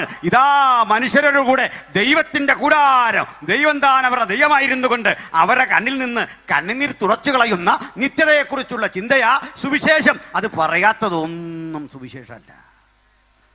ഹല്ലേലൂയ. അവിടെയാ ഇവന് തെറ്റുപറ്റിയേ. പക്ഷെ ഒരു കാര്യം, ഇത്രയും ആളുകൾ ക്രൂശിന് ചുറ്റും നിന്നിട്ടേ യേശുവിൻ്റെ രാജ്യം മനസ്സിലായതേ ഒരു കള്ളൻ, ഒരു പാവം മനുഷ്യന്. വേറെ ആർക്കും പിടിയിട്ടില്ല. അപ്പോൾ ക്രൂശിക്കപ്പെട്ടവനെ മനസ്സിലായി. ഉയർത്തെഴുന്നേറ്റവനെ ആദ്യം തിരിച്ചറിഞ്ഞത്, അവൻ തന്നെ വെളിപ്പെടുത്തിയപ്പോൾ തിരിച്ചറിഞ്ഞത് ഒരു പാവ സ്ത്രീയാ. പിന്നെ കുറേ സ്ത്രീകളാ അല്ലേ? മഗ്ദലീന, അവളാണ് ആദ്യം തിരിച്ചറിഞ്ഞത്. അപ്പം തിരിച്ചറിയേണ്ടവരൊക്കെ ഉണ്ടായിരുന്നു. ക്രൂശ് മുതൽ തിരിച്ചറിയേണ്ടവരുണ്ടേ. വാസ്തവത്തിൽ ഇവിടെ വരേണ്ട മനുഷ്യരുണ്ടേ. പത്രോസ്, അന്ത്രയോസ്, യാക്കോബ്, ഉയർത്തെഴുന്നേറ്റ ലാസർ, യായിറോസിൻ്റെ മകള് യായിറോസ്, ഇങ്ങനെ ദൈവത്തിങ്കൽ നിന്ന് എന്തെങ്കിലുമൊക്കെ ഭൗതിക രക്ഷ കിട്ടിയ മനുഷ്യർ വരേണ്ട സ്ഥലമാ ക്രൂശേ. അവരൊന്നും അവിടെ ഇല്ല. എന്നാൽ ഞാനിന്ന് സന്തോഷത്തോടെ പറയും, അവരെ കവിയുന്നൊരാനന്ദം ഈ ക്രൂശിൻ്റെ ചുവട്ട് നിൽക്കുമ്പോൾ പിൽക്കാലഘട്ടത്തിൽ യോഹന്നാൻ അനുഭവിക്കാൻ സാധിച്ചു. ധനനായ യോഹന്നാന്. ഞാൻ അതിലേക്ക് അവസരമുണ്ടെങ്കിൽ ക്രമേണ കടന്നു വന്ന് ഉപസംഹരിക്കാം, സമയമെത്തും. ഇനി ഉയർത്തെഴുന്നേറ്റ യേശുവിനെ കണ്ട് അതിപ്രഭാതത്തിൽ ഇരുട്ടുള്ളപ്പോൾ മറിയ കല്ലറയ്ക്കൽ ചെന്നു. മഗ്ദലന മറിയം. അതിൻ്റെ ആഘോഷമൊക്കെയാണ് ഇന്ന് ഈ ആളുകൾ ചെയ്തുകൊണ്ടിരിക്കുന്നത്. അപ്പോൾ ഞങ്ങൾ കഴിഞ്ഞ ദിവസമൊക്കെ ഈ വരുന്ന വഴിക്കല്ല ഇതിൻ്റെ ആഘോഷമുണ്ട്. ഈ വീണും എഴുന്നേറ്റും ആ പാട്ടുമൊക്കെ പാടി ഇങ്ങനെ അത് അവരെ കുറ്റം വിധിക്കുകയല്ല കേട്ടോ, നടക്കട്ടെ, അതൊക്കെ ചെയ്യട്ടെ. പക്ഷെ ഒറ്റ കാര്യം സ്നേഹിത, ഈ ചടങ്ങെല്ലാം കൊള്ളാം. പക്ഷെ ഇന്നവൻ നിന്നോട് പറയുക, അക്ഷരാർത്ഥത്തിൽ നിനക്കെൻ്റെ ക്രൂശുമെടുത്ത് എൻ്റെ കൂടെ വരാൻ സാധിക്കുമോ എന്ന് ചോദിച്ചാൽ, ഇന്നലെ ക്രൂശു ചുമന്ന നിനക്ക് ഒരു സമർപ്പണമില്ലെങ്കിൽ ഇത് നാടകം മാത്രമാണ്. മനസ്സിലായോ പറഞ്ഞേ? പ്രദക്ഷിണത്തിൽ ഇടപെടുന്ന നിങ്ങൾക്ക് പറയാൻ പറ്റണം, നാഥാ, നിന്റെ ത്യാഗമനുഷ്ഠിക്കാൻ, നിനക്ക് വേണ്ടി നടക്കാൻ, നിനക്ക് വേണ്ടി ജീവിക്കാൻ ഒരവസരം എനിക്ക് തരുമെങ്കിൽ ഞാനിതാ എന്നെ തന്നെ സമർപ്പണം ചെയ്യുന്നു. അപ്പോഴേ അതിൻ്റെ അർത്ഥം പൂർണ്ണ വ്യാപ്തി കൈവരിക്കത്തുള്ളൂ. അപ്പോൾ ഒരു കാര്യം, ഈ യേശുവിനെ ക്രൂശിൽ വെക്കുമ്പോൾ ഈ ബോഡി സത്യത്തിൽ ഏറ്റുവാങ്ങേണ്ടതാരാ? അപ്പം തിന്ന ശിഷ്യന്മാരാ. യേശു എന്തെങ്കിലുമൊക്കെ ഗുണം ചെയ്തവരാ ഇപ്പം തിരിച്ചൊന്ന് ചെയ്യേണ്ടതേ. സ്തോത്രം. ഞാൻ അടുത്തൊരു സ്ഥലത്ത് ഇവിടെ 2 ദിവസം യോഗമായിരുന്നു കഴിഞ്ഞ ആഴ്ച. വരും വഴിക്കൊരു കാര്യം അറിയുന്നു, എനിക്ക് ജ്യേഷ്ഠസ്ഥാനീയനായ ഒരു കർത്തദാസൻ മരിച്ചു. ഒരു ബോഡി അടക്കാൻ വിളിച്ചു. നമ്മുടെ ഈ നോട്ടീസൊക്കെ അവിടെ വായിച്ചതാണ്. അപ്പോൾ ഞാൻ ഈ എക്സ്ക്യൂസൊക്കെ പറഞ്ഞു, അവർക്കത് ബോധ്യപ്പെട്ടു, കാര്യമൊക്കെ ബോധ്യപ്പെട്ടു. ഞാൻ ഇവിടുന്ന് തിരിച്ച് അവിടെ ചെന്ന് അടുത്ത ദിവസം ആ ബോഡി അടക്കി. എന്തിനാണെന്നറിയണ്ടേ? ജീവിതത്തിൻ്റെ കഷ്ടതയിൽ ഏറെ താങ്ങി നിർത്തി പ്രാർത്ഥിച്ച ഒരു മനുഷ്യനാണ്. അദ്ദേഹം മരിക്കുമ്പോൾ കേരളത്തിലാണെങ്കിൽ ഓടി എത്തണം. ഒരു സാധാരണ കടപ്പാടാണെങ്കിൽ ക്രൂശിൽ മരിച്ചവനെ കാണാൻ വരേണ്ട സാധാരണ കടപ്പാടുള്ള ഒരു 12 ശിഷ്യന്മാരുണ്ടേ. യൂദാ പോട്ട 11 പേരുണ്ടേ. യോഹന്നാനോടെ നിപ്പുണ്ട്. അത് ബന്ധുകൂടിയാ. ഒരുത്തനില്ല. കൈവിടപ്പെട്ടവനായി ഒറ്റപ്പെട്ടവനായി ക്രൂശിൽ കിടക്കുമ്പോൾ അവിടെ വന്നതേ അരിമത്തിയിലെ യോസഫും നിക്കോദിമോസും. കണ്ടല്ലോ, അവരപ്പം തിന്നവരല്ല, അവരാരവാരം മുഴക്കിയവരല്ല, അവരമ്മായിയമ്മ സുഖപ്പെട്ടപ്പോൾ ആർത്തു വിളിച്ചവരല്ല, കടലും മീതി നടക്കുന്ന കാഴ്ചകൾ കണ്ടവരല്ല, രഹസ്യ ശിഷ്യന്മാരാ. ഹൃദയാന്തർഭാഗത്ത് യേശുവിനെ രക്ഷകനായി കണ്ടുമുട്ടി അത്തരം ഒറ്റപ്പെട്ട ജീവിതത്തിൻ്റെ ഉടമകളാ. വലിയ ഉത്തരം ഉൽപ്പാദിപ്പിക്കുന്ന ആശയത്തിൻ്റെ വ്യവസായങ്ങൾ അവരെ ഉള്ളിൽ നുരഞ്ഞു പൊന്തുന്ന ആഴമേറിയ ചിന്തകളുണ്ട്. അവർ ചിന്തിച്ചു, ഈ ശരീരം ക്രൂശിലിടാൻ പാടില്ല. അത് കാക്കകൾ കൊത്തിപ്പറിക്കും, അത് കഴുകൻ കൊത്തി വലിക്കും, കുടൽമാലകൾ തുറിച്ചു താഴെ വീഴും, മാംസക്കഷണങ്ങൾ കൊത്തി കടിച്ചു വലിക്കാൻ പറവകൾ ഓടിവരും, നായ്ക്കൾ ഓടിവരും. അങ്ങനെയെങ്കിൽ പ്രവാചകൻ മുമ്പൊരിക്കൽ എഴുതി, തൻ്റെ പരിശുദ്ധനെ ദ്രവത്വം കാണാൻ സമ്മതിക്കയില്ല. ദ്രവത്വത്തിനേൽപ്പിക്കാതെ ഈ ശരീരം 100 മകിലും കൊണ്ടുള്ള കൂട്ടിട്ട് പൂശി മനോഹരമാക്കി രാജകീയമായ ഒരു യാത്രയപ്പ് കൊടുക്കാൻ 2 പേർ ചങ്കുറപ്പോടെ മുമ്പോട്ട് വന്നെങ്കിൽ അപ്പം തിന്നതിനേക്കാൾ കടലിൻ മീതെ നടന്നതിനേക്കാൾ എനിക്കിഷ്ടം ഈ ശരീരം ഏറ്റുവാങ്ങുന്നതാ. എനിക്ക് ഇവിടെ ലേപനം ചെയ്യുന്നതാ. ഈ സേവനം ചെയ്യാൻ മനസ്സുള്ള ആരുണ്ടിന്ന് രാത്രി ഈ തിരുവചനം കേൾക്കുമ്പോൾ എനിക്ക് ആ മുറിവൊപ്പണം, എനിക്ക് ആ കൈകാലുകൾ തഴുകണം, എനിക്ക് ആ മാറോട് ചേർന്ന് അവനെ ശുദ്ധിയാക്കിയെടുക്കണം. ആ ശരീരത്തിലേക്ക് എനിക്ക് ഏറ്റവും വിലപിടിപ്പുള്ള ഈ 100 മകിലും കൊണ്ടുള്ള കൂട്ടിട്ട് പൂശണം. അങ്ങനെ പ്രതീക്ഷിച്ച് ആരിവിടെ വന്നിട്ടുണ്ട്? അവരാ യേശുവിൻ്റെ അനുഗാമികൾ, അവരാ യേശുവിൻ്റെ സേവകർ. അങ്ങയുടെ പക്കൽ നിന്ന് അപ്പം വാങ്ങി ഭക്ഷിച്ച ഓർമ്മകളിലല്ല ക്രിസ്ത്യവിശ്വാസത്തിൻ്റെ കരുത്തെ നമുക്കിന്ന് പറയാം. ഈ രക്തം, ഈ ശരീരം, ഈ ആരോഗ്യം, ഈ വാർദ്ധക്യം, ഈ യൗവനം, ഈ കർത്താവിലേക്ക് തന്നതൊക്കെ നിന്റെ നാമ മഹിമയ്ക്കായി ഒന്ന് പ്രയോജനപ്പെടുത്താൻ ഒരവസരം നീ തരുമെങ്കിൽ അടിയനെ സമർപ്പിക്കുന്നു. ആ സമർപ്പണമുള്ള യുവാക്കൾ എഴുന്നേൽക്കണം, യുവതികൾ എഴുന്നേൽക്കണം. വരും കാലഘട്ടത്തിലെ നമ്മുടെ പ്രസ്ഥാനത്തെ, നമ്മുടെ സമൂഹത്തെ, യേശുവിൻ്റെ അനുഗാമികളെ ഉത്സാഹഭരിതരാക്കി മുമ്പോട്ട് നയിക്കാൻ ശക്തിയുള്ളവർ എഴുന്നേൽക്കണം. അതിനുവേണ്ടിയാ നമ്മളിന്ന് കൂടി വന്നിരിക്കുന്നത്. അപ്പോൾ ക്രൂശിക്കപ്പെട്ടവനോട് അനുഭാവം പുലർത്തിയത് 2 പേര്. ഉയർത്തെഴുന്നേറ്റവനെ മനസ്സിലായത് ഒരു പാവം മഗ്ദലീന. ആള് വന്നിട്ട് പറയാ, തോട്ടക്കാരനെന്ന് തെറ്റിദ്ധരിച്ച് ഉയർത്തെഴുന്നേറ്റ യേശുവിനെ കണ്ടിട്ട് പറയാ, യജമാനനേ, നിങ്ങൾ എൻ്റെ കർത്താവിനെ എവിടെ വച്ചു? ഞാൻ കൊണ്ടുപോകാൻ വന്നതാ. ഒരു സ്ത്രീ യേശുവിനെപ്പോലൊരു യുവാവിനെ മരിച്ച ശവശരീരം എങ്ങനെ കൊണ്ടുപോകാൻ? പലർക്കും വേണ്ടതേ ജീവനുള്ള ശരീര. ആ ശരീരം കടലിൻ മീതെ നടക്കും. ആ ശരീരം കൊണ്ട് ഇങ്ങനെ കൽപ്പിച്ചാൽ കാറ്റും കടലും ശാന്തമാക്കും. ആ ശരീരം അനന്ത സാധ്യതകളുള്ളതാ. ആ ശരീരം കൊണ്ട് ആ പാലസ്തീനിയായിൽ തെക്ക് വടക്ക് നടന്നേ കാവർന്ന ഭൂമിയിലൊക്കെ 10,000 സുഖപ്പെടുത്തിയത്. അന്ന് ആൾത്തിരക്കുണ്ടായിരുന്നു, അന്ന് ജനാവലി ചുറ്റും കൂടുമായിരുന്നു. പക്ഷേ ക്രൂശിൽ മരിച്ച് ഈ ഗുഹയിലടക്കിയവൻ്റെ ശരീരം ആർക്കും വേണ്ട. പക്ഷേ എനിക്കിത് വേണം. ഈ ത്യാഗം ഒരു സ്ത്രീ ഒറ്റയ്ക്ക് ചെയ്യാൻ ചങ്കുറപ്പ് കാട്ടിയെങ്കിൽ ഇഹലോകത്തിൽ യേശുവിന് കിട്ടാവുന്ന ഏറ്റവും വലിയ ആരാധന ആ സഹോദരിയുടെ സമർപ്പണമാണെങ്കിൽ എനിക്ക് യേശുവിനെ വേണം, എനിക്ക് യേശുവിനെ വേണം. യേശുവിൻ്റെ മറുപടി, ജീവിച്ചിരിക്കുന്നവനെ മരിച്ചവരുടെ ഇടയിൽ അന്വേഷിക്കരുതേ. ഞാനിത് ഉയർത്തെഴുന്നേറ്റിരിക്കുന്നു. ജീവസുറ്റ ആ കാഴ്ചയാണ് മഗ്ദലീനയുടെ ജീവിതത്തിലെ ഏറ്റവും വലിയ സന്തോഷം. അവർ പറയും, നാഥ, നാളുകൾക്കപ്പുറത്തെ നിങ്ങളിൽ നിന്ന് പുറപ്പെട്ട സൗഖ്യം കിട്ടിയ നാളിലെ സന്തോഷത്തെക്കാൾ വലുതാ നിന്നെ ആദ്യം കണ്ടത് ഞാൻ. സ്ത്രീക്ക് വിലയും നിലയും കൽപ്പിക്കാത്ത പുരുഷാധിപത്യത്തിൻ്റെ ഭൂതകാലത്ത് യേശുവിൻ്റെ ദർശനം ആദ്യം കിട്ടിയ മഹത്തര വനിതാ രത്നമാണ് ആ മഗ്ദലീനയെങ്കിൽ ഇവിടെ ഇരിക്കുന്ന സഹോദരിമാരെ, നിങ്ങൾക്ക് വിലയും നിലയും തരാൻ കഴിവുറ്റ യേശു ഇന്നിവിടെ വന്നിരിക്കുന്നു. അവളാണ് ഉലകത്തോട് ആദ്യം പറഞ്ഞത്, അവൻ ഉയർത്തെഴുന്നേറ്റു, ഞാനവനെ കണ്ടു.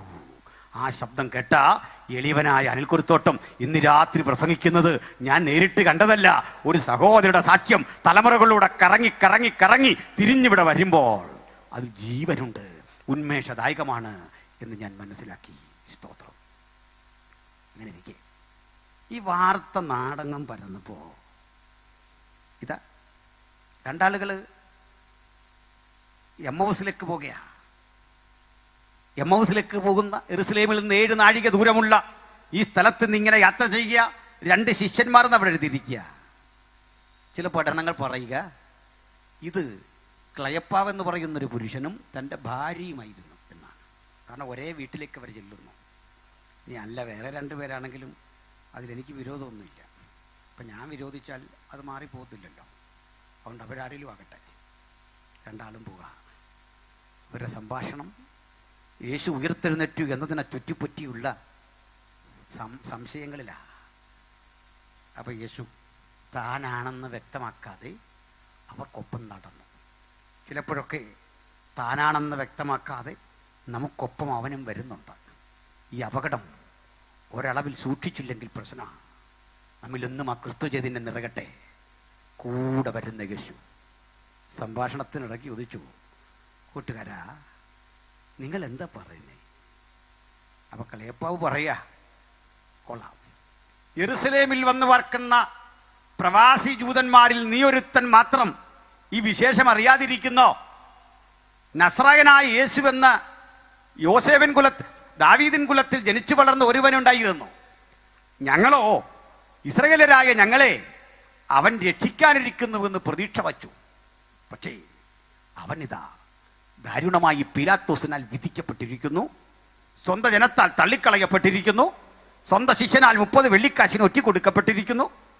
അവൻ ക്രൂശിക്കപ്പെട്ട് മരിച്ചടക്കി. ഇത്രയും സത്യമാണ്. പക്ഷെ ഇപ്പോൾ ഒരു വാർത്ത പരക്കുന്നു. ഇന്ന് പ്രഭാതത്തിൽ ഞങ്ങളോട് കൂടെയുള്ള സ്ത്രീകൾ, പുരുഷന്മാർ ഒക്കെ അവൻ്റെ കല്ലറ സന്ദർശിക്കുമ്പോൾ അവനവിടെ ഇല്ല. അവനവിടെ ഇല്ല. അത്ഭുതം കൂറുക ഞങ്ങൾ.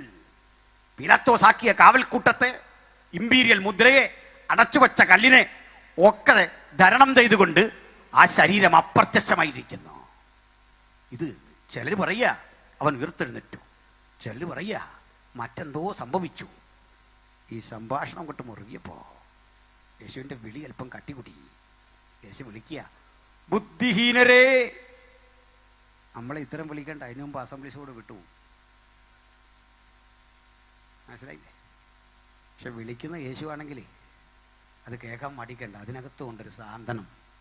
പിന്നെ യേശു വിളിച്ചു, ബുദ്ധിഹീനരെ, പ്രവാചകൻ പറഞ്ഞ തിരുവെഴുത്ത് വിശ്വസിക്കാത്ത മന്ദബുദ്ധികളെ എല്ലാം പറഞ്ഞിട്ട് പറയാ, ദൈവത്തിൻ്റെ ക്രിസ്തു മരിച്ചടക്കപ്പെട്ട് മൂന്നാം നാൾ ഉയർത്തെഴുന്നേൽക്കേണ്ടതാകുന്നു എന്ന് നിങ്ങൾ വായിച്ചിട്ടില്ലയോ?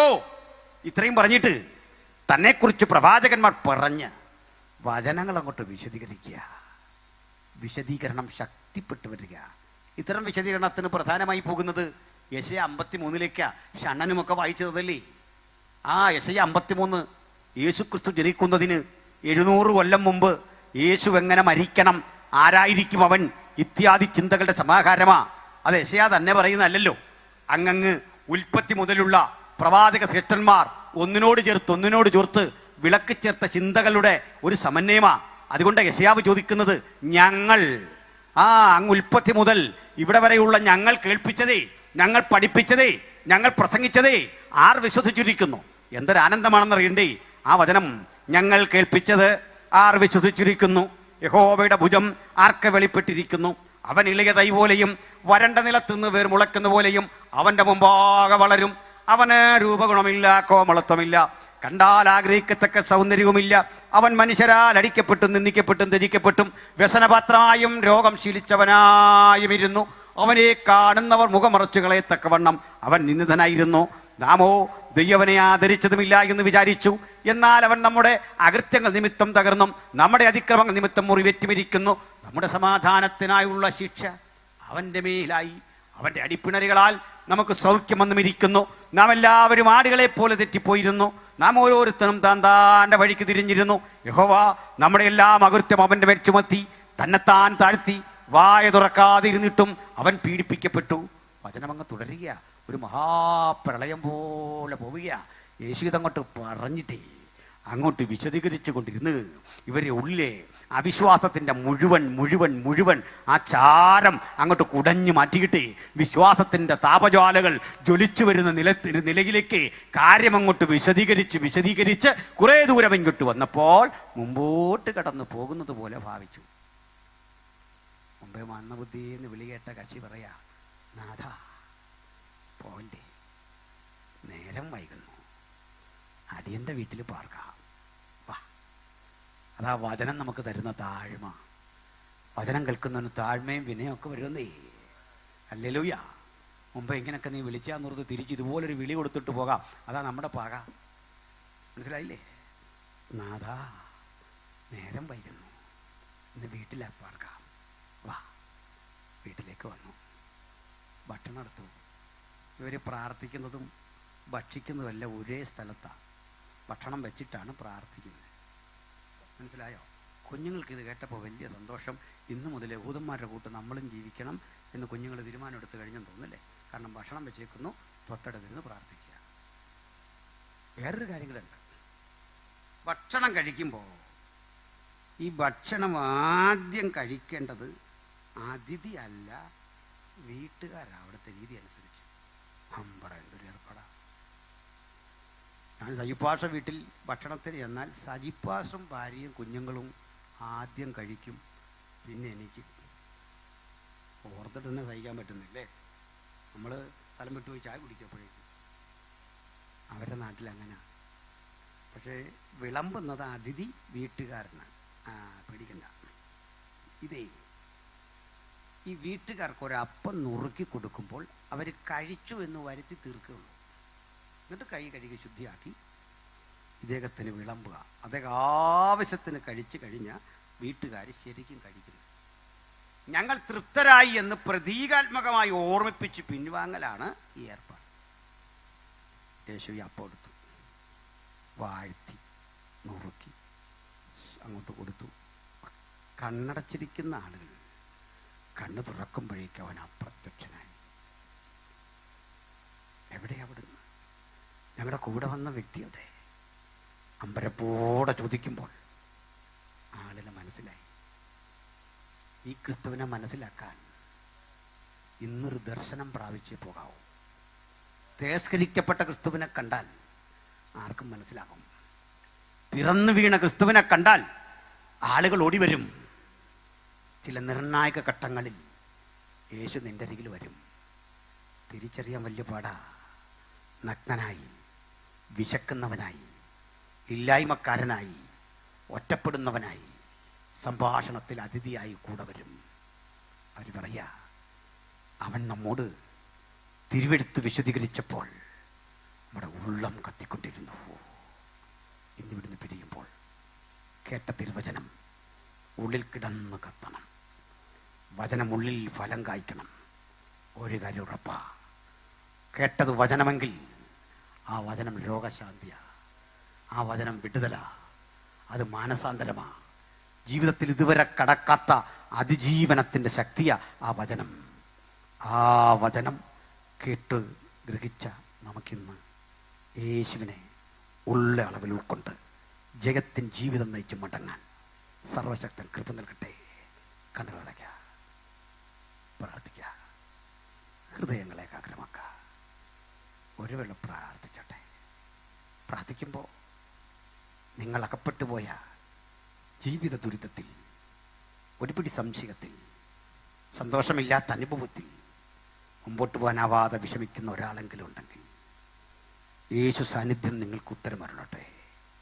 ഞാൻ മനസ്സിലാക്കുന്നു, ഈ കമ്പൗണ്ടിലിരിക്കുന്ന ഭൂരിപക്ഷ ആളുകൾ, ഒരുപക്ഷെ 100% പേരും യേശുവിനെ രക്ഷിതാവായി സ്വീകരിച്ചവരാ. പക്ഷെ ഒരാളെങ്കിലും യേശുവിനെ കൂടാതുണ്ടോ? യേശുവിനെ സ്വീകരിക്കാതുണ്ടോ? നാഥ, കഴിഞ്ഞ രാത്രിയും ഇന്നും ഞങ്ങൾ തിരുവെഴുത്തിനെ കേട്ടു. എനിക്കങ്ങേ സ്വീകരിക്കണം രക്ഷിതാവായി. മഗ്ദലന മറിയെപ്പോലെ, അരിമത്തിലെ യോസഫിനെ പോലെ എൻ്റെ യേശുവിനെ അനുധാവനം ചെയ്യണം. എൻ്റെ പാപത്തിൻ്റെ കടങ്ങൾ ക്ഷമിച്ച് എന്നെ ഒരു ദൈവവൈതലാക്കണം. ഒപ്പം ഞാൻ യേശുവിനെ സ്വീകരിച്ചു, പക്ഷേ ഇതുവരെ സ്നാനമറ്റില്ല. പലയാവർത്തി കെട്ട വചനം എൻ്റെ ഉൾത്തടത്തിൽ പാപബോധം വരുത്തിയെങ്കിലും പിന്നീടാകട്ടെ എന്ന് കരുതി മാറ്റിവെച്ചു. സ്നാനപ്പെടാൻ ആരുണ്ട്? ഒരുപക്ഷെ ക്യാമ്പസിന് പുറത്ത് വചനം കേൾക്കുന്നവർക്കിടയിൽ ഈ വചനങ്ങളോട് പ്രതികരിക്കാൻ മനസ്സുള്ള, അത്തരത്തിൽ വിശ്വാസ സ്നാനമേൽക്കാൻ, രക്ഷാനുഭവം പ്രാപിപ്പാൻ ആരുണ്ട്? അവർക്ക് കരമുയർത്താം. ഞങ്ങൾ നിങ്ങൾക്കായി പ്രാർത്ഥിക്കും. ആരുണ്ട് അവർക്ക് കരമുയർത്താം? ഞങ്ങൾ നിങ്ങൾക്കായി പ്രാർത്ഥിക്കും. ഒപ്പം മൂന്നാമതൊരു കാര്യം കൂടി, എനിക്ക് ഉറപ്പോടെ യേശുവിൻ്റെ സന്നിധിയിൽ നിൽക്കണം. ഭൗതിക വസ്തുക്കൾക്കപ്പുറത്ത് നിലനിൽക്കുന്ന ദൈവവചനത്തിനായി നിൽക്കണം. യേശുവിനെ പ്രസംഗിക്കണം, യേശുവിനെ കുറിച്ച് പാടണം.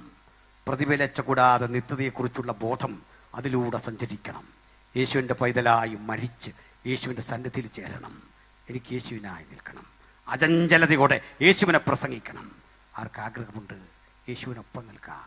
എൻ്റെ കുടുംബത്തിനായി പ്രാർത്ഥിക്കണം. മദ്യത്തിൻ്റെ ലഹരിയിൽ, മയക്കുമരുന്നുകളുടെ ലഹരിയിൽ സ്വയം തകർന്ന വീട ഒന്ന് രക്ഷപ്പെടണം. എനിക്ക് വേണ്ടി പ്രാർത്ഥിക്കണം.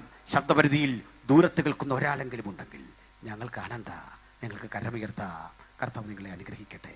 കർത്താവ് നിങ്ങളെ അനുഗ്രഹിക്കട്ടെ. യേശു സാന്നിധ്യം നിങ്ങളിൽ വസിക്കട്ടെ. ഞാനൊരു വാക്കിൽ പ്രാർത്ഥിച്ച് വേദി കൈമാറുന്നു. സ്വർഗസ്ഥ പിതാവേ, കേട്ട വചനം അങ്ങയുടെ മക്കൾക്ക് അനുഗ്രഹപ്രദമാക്കണം. ഞങ്ങൾ ഈ ദേശത്തെ യേശു ക്രിസ്തുവിൻ നാമത്തിൽ അനുഗ്രഹിച്ച് പ്രാർത്ഥിക്കുകയാണ്. വചനം കേട്ട എല്ലാവരുടെയും മീതെ നിൻ്റെ കാരുണ്യവർഷമുണ്ടാകണം, ശാശ്വത അനുഗ്രഹമുണ്ടാകണം. കർത്താവ് കേട്ട വചന നിമിത്തം അവർക്ക് രോഗശാന്തി നൽകണം, കുടുംബ സമാധാനം നൽകണം.